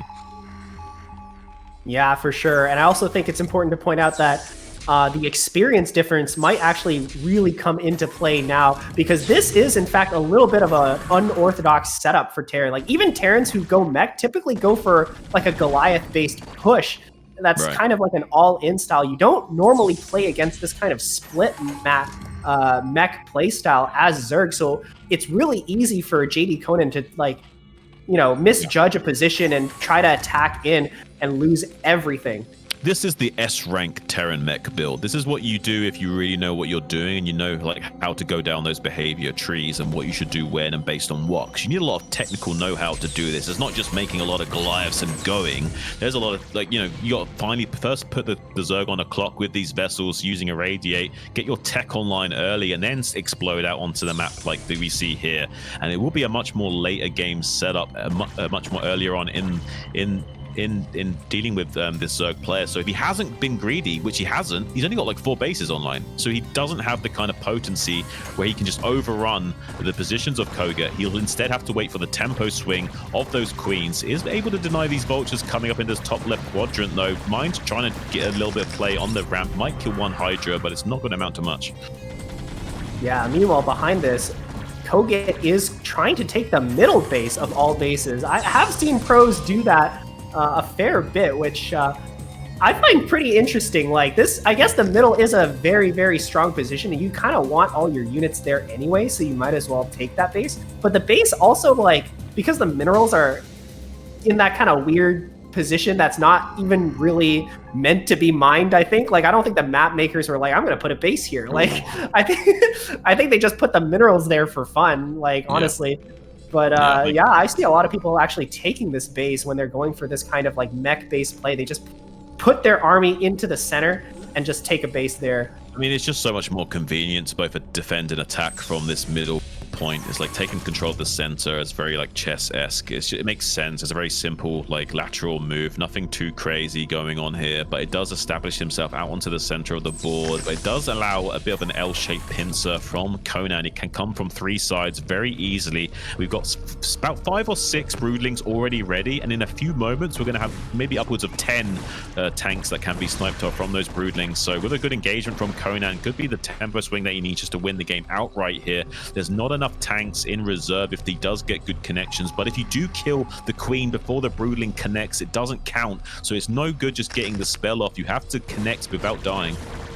Oh, I didn't actually know that detail. That could actually be really important. Goliaths, of course, have incredible range, and it's definitely like a pretty difficult thing to try and do. Like, if the Terran positions its Goliaths like well, like sometimes you can't really find a good angle with the queens to come in from. Yeah, it's very technical. You can use your Goliaths to really screen the queens back, and you can overcommit to a fight, and suddenly you've lost your queens, only a few of them connected, and now you can't have that tempo swing, and suddenly the Terran's going to command an impossible position for you to overcome. And we're almost getting to that breaking point now. There's going to be one hurrah for Conan to come in here, maybe just snipe all of these tanks, popping them like zits and becoming a man, but it's going to be very difficult for him to break out of that. Yeah, I think JDConan's preparing to do just that. These Hydralisks are skirmishing on the bottom side, and I think the queens are getting ready to unleash their broodlings onto these tanks. Oh, but the Terran does in fact see it. He has a vessel here. He's going to EMP a whole bunch of them. Oh my god! Only That was three like finding their queens that got caught in connection. the Yeah. EMP. Only 3 queens didn't get hit by that EMP. That's absolutely insane. What a monster of an EMP. A sigh of relief from kogeT. He's going to be feeling so strong right now. Oh my god, that was actually incredible, that EMP, but JDConan isn't out of it yet. He has a whole nother group of queens ready. He just needs to make sure that doesn't happen again, but that must be definitely really frustrating. Like, if I was the Zerg, I would be, like, so tilted right now. I mean, that puts you on, like, a 3-minute clock. You got to build the queens and wait another 2 minutes. There is some more queens that have been made. Maybe they've got enough energy. Here he comes. Another big tempo swing. Does get 4 or 5 big connections, but it's not enough. He has got some forces attacking from the western flank. Maybe they can get over and overrun that Terran position. There are only 2 tanks with some Goliaths on that. Not enough mines supporting with some good target fire of those Hydras. Maybe he can break through on that western flank. The east is starting to go in his favor a little bit. He can keep rallying forces there. He's softening up the Terran a little by little. 170 supply to 140. It's looking okay. Maybe if he can keep the game scrappy enough, he could overrun these positions, but it's not enough queen energy waiting in reserve to keep that hope alive. So unfortunately, we'll have to wait and rebuild up again. Man, that is definitely the annoying part about using queens. Like, once the broodlings, you know, once you use the broodling ability or you get EMP'd, like, it takes so long for the queen to recharge. And this gives Terran an opportunity to really get in there and do some damage. But JDConan has just been so on top of his macro this game. Look at how many Hydras he has. Like, these tanks are also not even siege. He might just completely overrun this position. I mean, he's catching kogeT with his pants down a little bit. Luckily, those siege tanks held their own at the north. I think these Hydras are about to go splat as well. So I think he's been able to prevent himself from, like, falling into the jaws of defeat. But kogeT, though, only on 120 supply, drying up fast, not mining from this middle expansion. Main and natural mined out. He's only mining from the 6 o'clock base. He needs desperately some kind of mineral influx. He can't keep up with the Zerg production like this without this mineral base online. Yeah, the Zerg doing a really good job of, like, just preventing the center base from being mined at all. He's building so many Hydras, just flooding the position with units. And now that kogeT is trying to do some, like, counterattack damage of his own, I don't think this is actually a good move from him, because I feel like these units are just going to die. I mean, I think kogeT's feeling the pressure. I think he realizes this is a little bit of a bamboozled effort. These tanks will be squashed in the top left. It's not a bad idea, but unfortunately, I don't think it's going to bear him much fruit. Most of these units will go down for relatively free. Queen coming in to make sure that last tank is clean up. There is a few reinforcements being driven up here. kogeT wants to make a gambit of it. He's saying that Conan doesn't have enough to come out here and hold it now. He thinks he's dried up his defenses enough to make another gambit of it. He's just investing everything into this, but there's so many queens waiting at this 3 o'clock location. The longer this game goes on, the worse it's going to get for a Polish Terran here. Yeah, I think kogeT is a little bit panicked in this situation. I feel like as a Terran player going for this kind of late game mech style, your aim should just be to, like, split the map and force the Zerg to attack into you. And we saw that how well he defended the first couple of attacks from JDConan. Even though JDConan did, you know, prevent the base from mining, and the second wave of queens did get a lot of tank kills, like, he ultimately traded really, like, poorly in order to get those victories. Yeah, he thought he was safe after the first thwarted attack, and maybe breathed out too much of a sigh of relief and didn't keep enough oxygen in his lungs to deal with the next follow-up engagements. It's really unfortunate for him. Like, he needs to stay on top of his EMP game. It's like dealing with recalls against arbiters. Just, you can't just EMP one time. You got to EMP every time they come in. Doing a good job of trying to bully the Zerg away from this southeast quadrant, though maybe the rotation can still get a snipe on the CC here. Oh my god, I really want to see the Zerg, like, bring queens in with these little attacks so that they don't have to kill the base, they can just infest it. Well, that's actually a good way of breaking open Terran siege positions. When you know you can't do enough damage to kill the CC, you can just run in and try and snipe it in the middle with a queen to, like, you know, get it to half and hope for the best. Oh my god, these tanks are so vulnerable to these queens. Vessel not coming back on time to EMP them. Crazy. 180 supply to 106. I mean, Polar, I mean, he's got his borders still under control, and so he's still on brand, but I don't know if he's going to be able to maintain them for much longer. Yeah, I think you might be right. There's so many Hydras out on the field, and now the center base is looking very weak. There are no tanks. Where are the tanks? Oh, this is not looking good. So many Hydras surging forward, denying the mining yet again. Even if he does somehow hold on to this, more and more tanks falling to the never-ending amount of broodlings coming up from these queens. How many queens has he got? Yeah, JDConan really putting on a master class at how to beat like a slow mech Terran. I know a lot of Zergs struggle with this kind of play, but he's just making it look easy. Look at this. He's just flooding in units. Good game, well played. I mean, wow. kogeT can't help but smile. That's really well done from Conan. Look at that bend over from Conan as well. You can tell he was feeling it despite looking chill. Yeah, that was a crazy series from our two players. JDConan really coming back and showing like the first game was a little bit. He's sort of proving that the first game was a fluke. He does actually know how to play against Mech Terran, and he actually plays it very well. Yeah. So good job. Well done from him.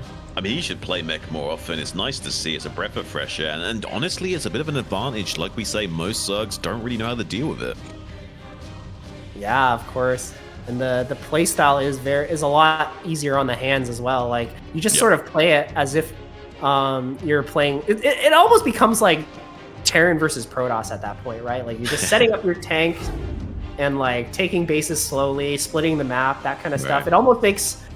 It almost makes your like Terran journey simpler because you just kind of play like that for all three matchups. Right. Well, it's strange because from the Terran's perspective, it's like Terran versus Protoss, but from the Zerg's perspective, it's like Zerg versus Protoss. So the way you approach it is very unique. But I don't think I'm really impressed that Conan actually managed to build up that many queens because he wasn't really playing that greedy at all.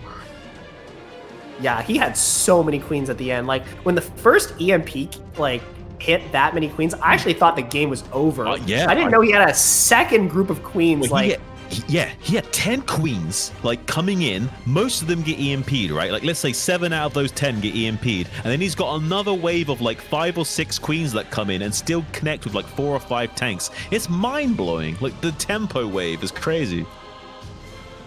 Yeah, it's almost as if he knew the first wave was going to get EMP. He's like, I have this backup ready. Like, you thought you won the game, but actually I have more queens. But I think that's the way to do it. You let them get the first EMP and then you come in and do it. I mean, maybe you send in your low energy queens first so they can EMP 0 energy queens. Then you send in your real queens in the second wave. Oh my god, that would be a crazy mind game. Oh my god, one of the control groups of queens is purely there for decoy. You just bait out the science vessels. Oh man, that's crazy. Okay, well I think we have to wait for this next game to get started, guys. So I think we're gonna go into a little 5-minute break here. If you want to go use the restroom, get some drinks, and do whatever you gotta do, whatever your vice might be. Get a brewski, cigarette, whatever it is. Come back and we'll be here in a few minutes. Thanks, guys.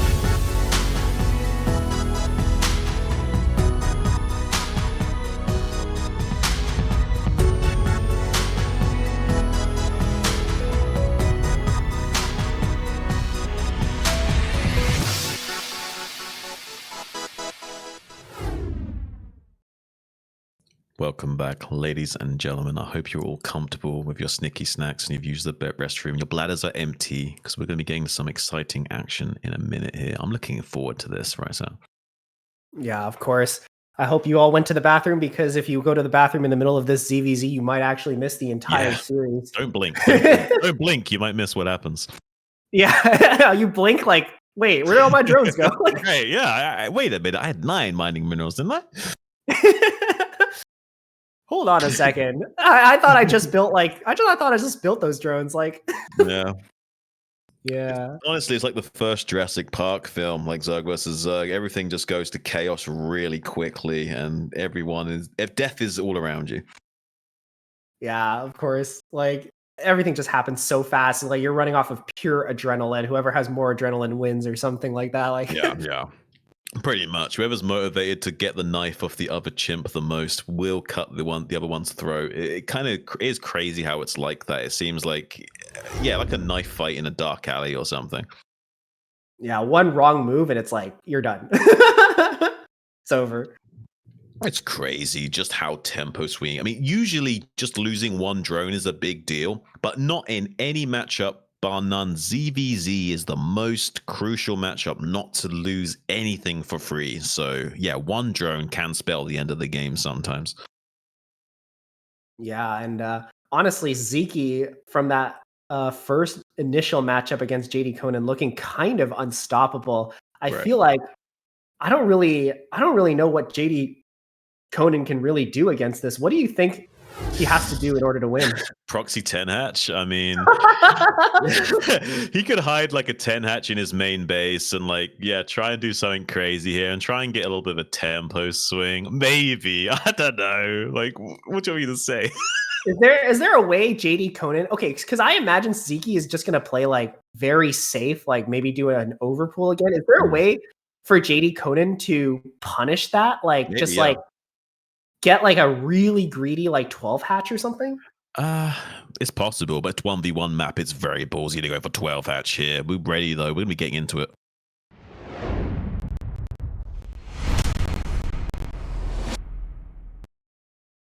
All right, ladies and gentlemen, welcome to the final match of today's group. Spawning on the top left-hand side, the Zerg from Peru. Let's see if he can get his revenge. It is JDConan. And on the bottom left, the dragon from Hungary. It is STARCRAFT Sziky.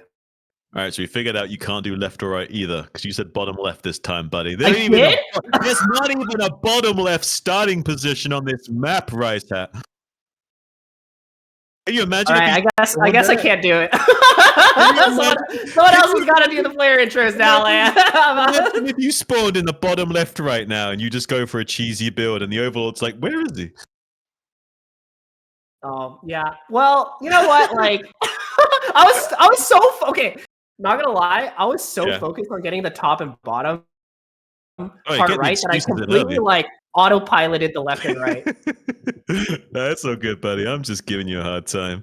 Okay, there's so far mirrored builds from both sides. Okay, pull comes down, but no pull from Sziky. Okay, so Sziky not gonna be going for that fast pull. It might be 11 hatch from Sziky. That is actually an incredible risk I did not expect Sziky to take, because I feel like after winning the first 2 games against your opponent, you would expect your opponent to do something weird, pool first, 9 pool. I don't think 4 pool is a thing in ZVZ, but something not really. I mean, you can, but no. Yeah, but that's the sort of thing I would expect JDConan to do if I was in Ziky's position. So going for the greedy play, or the greedier play, is actually kind of crazy, I think. Yeah, I like this 12 pull from Sziky. You usually don't go for a 12 pull, but it's a very mid-range style that helps, round off the rougher edges of dealing with these earlier pull builds. Does slightly delay your own natural expansion, but much crisper timing of pull to deal with the early Ling shenanigans. Going to be able to allow him to secure this natural expansion much more safely without too much risk. Yeah, Sziky going once again for the natural. Not going to make a hatchery in the main base this time around. I think he's feeling very, very confident about his defense here. Yeah. And I don't know if JDConan can really get that much damage done with his initial lings. Probably not. I mean, he's also going left, so without the ling speed timing to put a bit more pressure onto Sziky as well, you don't really have that like multi-tiered aggression to work with. Either you catch them with their pants down or you don't, and it's probably going to be you don't this game. Although it's possible that Sziky doesn't make an extra pair of Zerglings early on, so it's just 6 versus 8, and he gets a little bit of a window on him. But I don't think that will occur. I think that Sziky will identify that and pull back if he needs to. JDConan already starting to get damage down on the hatchery. But it looks like Sziky did, in fact, make the extra lings. And it might actually catch these lings, but not quite. The lings a little bit too slippery. And now both players seem pretty even in terms of army. But unfortunately for JDConan, Sziky has taken the lead in terms of eco.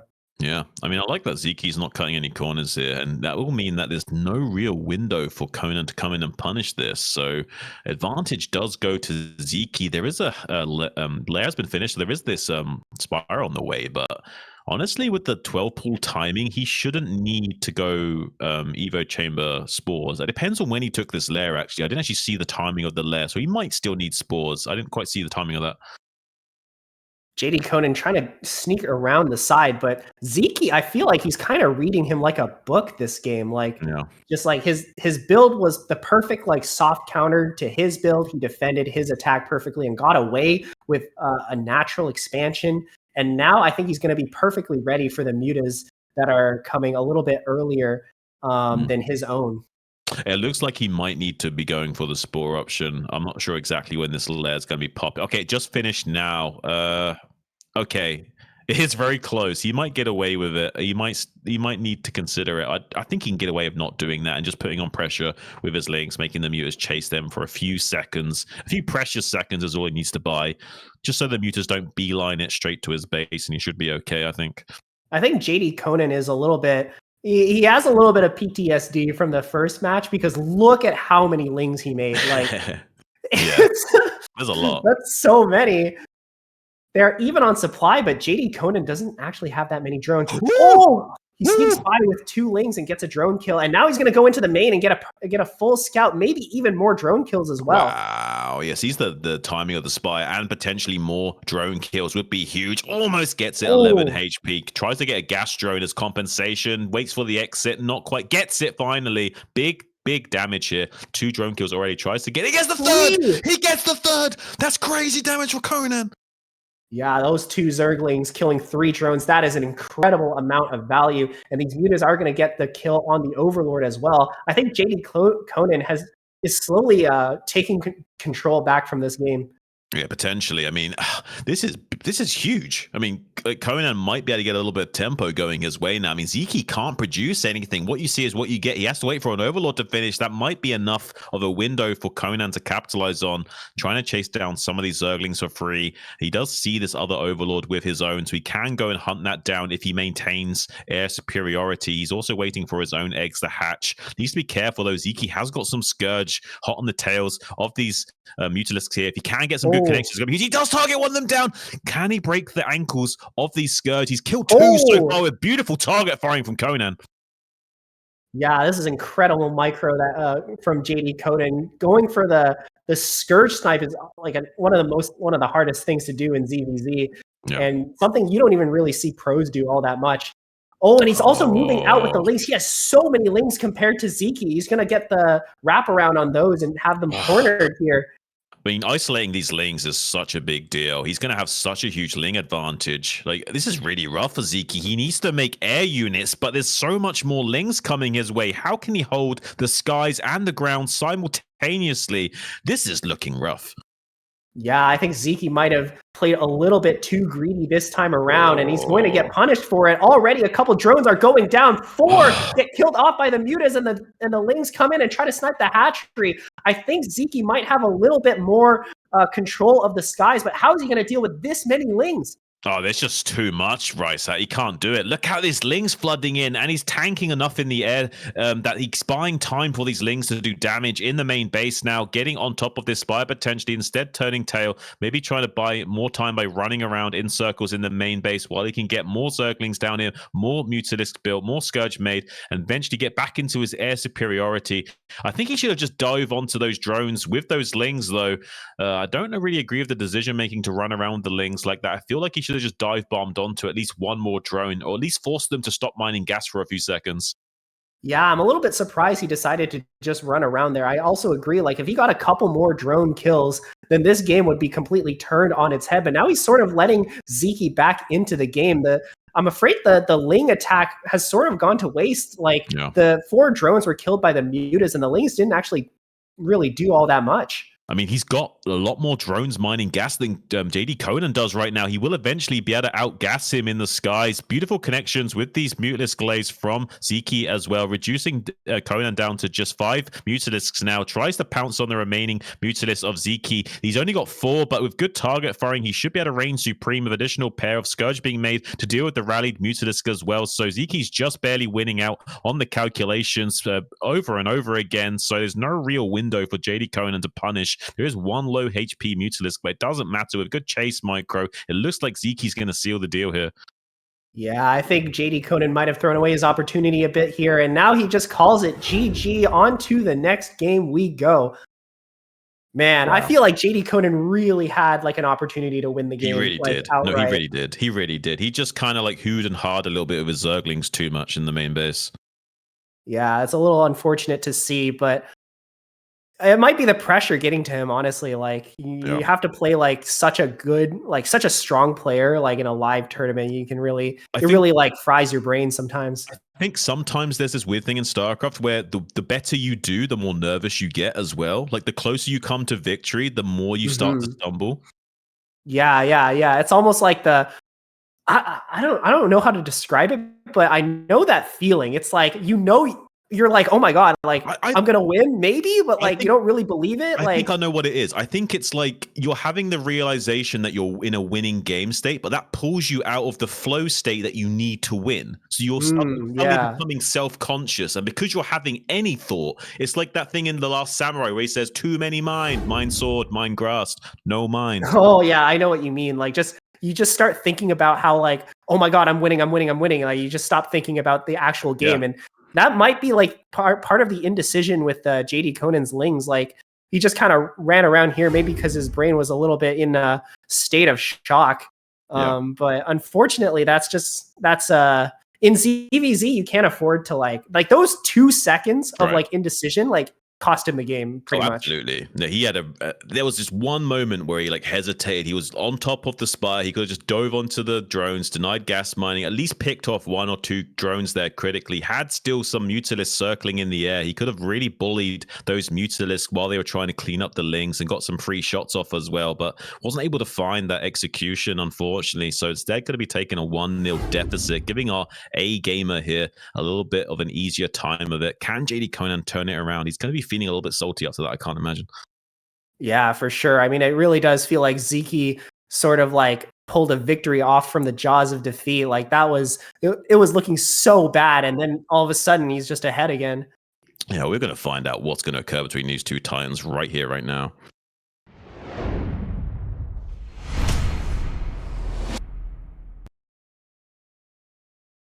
All right.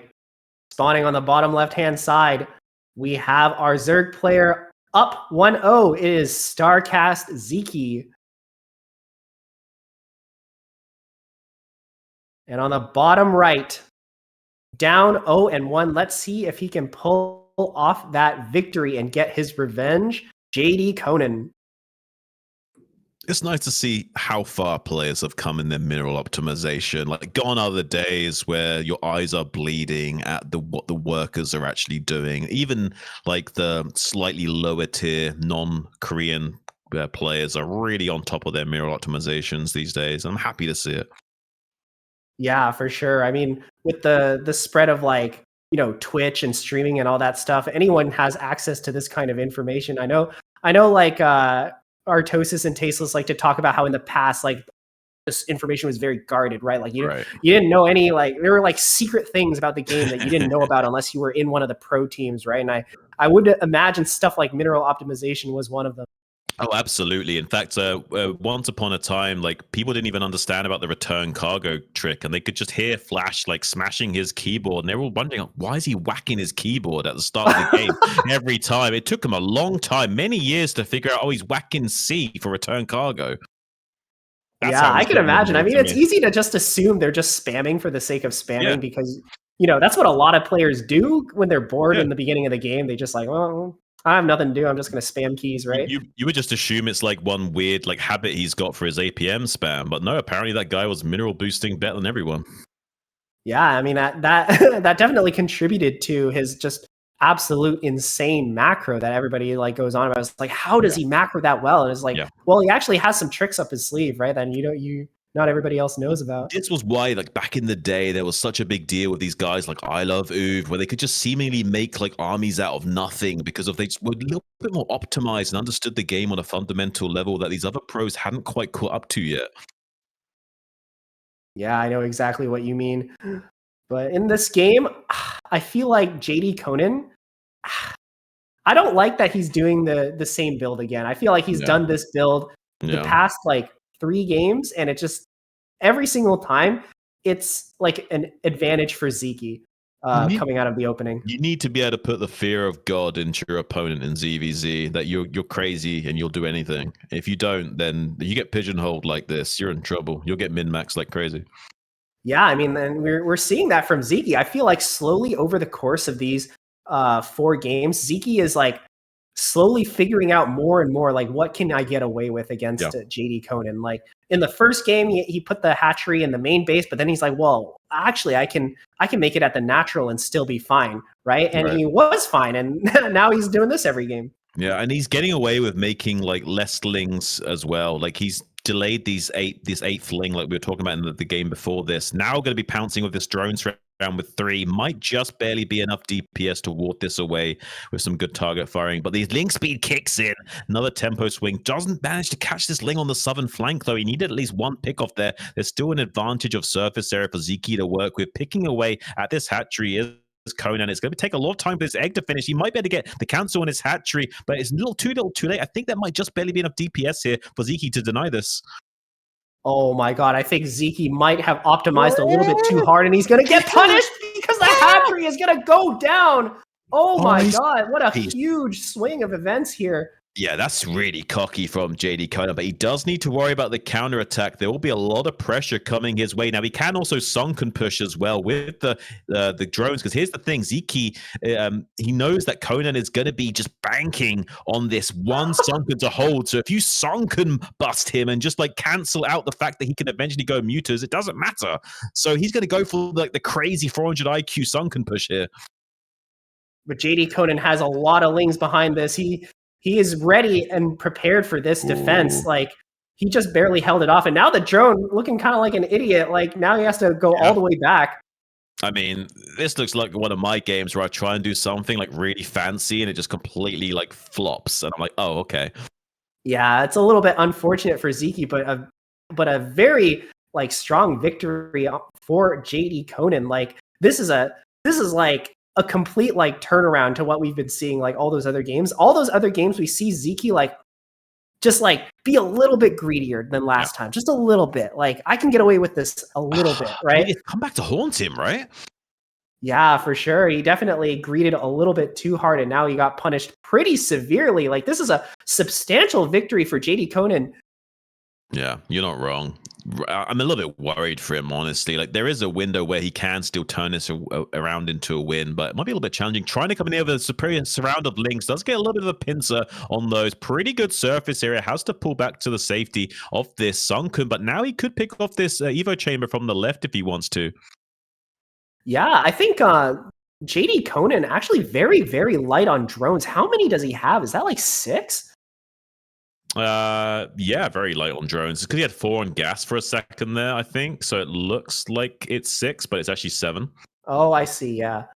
So Sziky actually still a little bit ahead in supply. But now that the mutas are out, I mean, Hopefully JDConan can get a little bit done with this. This is a very technical play here from Sziky. So we're going to be having the spores. He identifies that there's a little bit of a lacking of drones. So if we can just get some spores and take a drone advantage, we can eventually win the long game here, banking up some gas. But the Evo chamber does finish a little bit late. I fear that JDConan has actually a significant window to get damage done. I mean, he'll kill one drone for sure, but two might not happen. Oh, that's true. He only has 2 mutas, and now the spores finish. He doesn't even get one drone. That's an unfortunate missed opportunity there. Yeah. And Sziky still has a bunch of lings running around in JDConan's base, but the sunken should be enough to prevent him from dying, at least. Yeah, technically the drones will live, but even just losing out a tiny bit of gas mining time is such a big ordeal right now. Like losing out on mining gas for even just like 10 seconds hurts. Yeah, for sure. Definitely in this matchup where gas is by far the most important resource, probably more important than any other matchup in the game. Losing out on the gas mining is critical. Where is this drone going? I don't know. Please tell me that's an accident. There's no way this drone is doing anything. What are you doing? Maybe he was trying to take a sneaky base. He can't afford to take a sneaky base. He would just die. I guess he could with the 2 spores, actually. Hang on, thinking about it. With the 2 spores, maybe there's a world where he can do this. But I don't know if he should go for it. I think that's I think that's a huge risk, but for no particularly good reason, because you should know that you're actually quite economically ahead. So there's no actual reason for you to do something like take a sneak base. Is that drone there as an accident or to stop the drones from bugging out on the gas being mined in the main? Like, is something weird going on with it? Okay, no, it's just a mistake. I was confused then for so much. Yeah, not sure what's going on. I think both players are they find themselves in a bit of a weird state that they're not quite used to, so maybe they're just messing up a little bit. I mean, this is why players like Sulky are so crazy, because it doesn't matter how weird the game state gets, they always seem to know exactly what to do. They don't skip a beat. But yeah, it's when you're going through the jungle in a 4x4, you can't really make it look smooth. You're not like a jazz musician who can make it look easy anymore. Yeah, these 2 Scourge trying to get a cheeky little pick off won't be successful in that regard, but will get a scout off and be able to count the number of drones that are making. Wait, did Sziky scout that JDConan's taking a natural though? I don't think he did see that, no. Well, if JDConan can get away with that base, then he might be able to turn the game around and run away with this game here.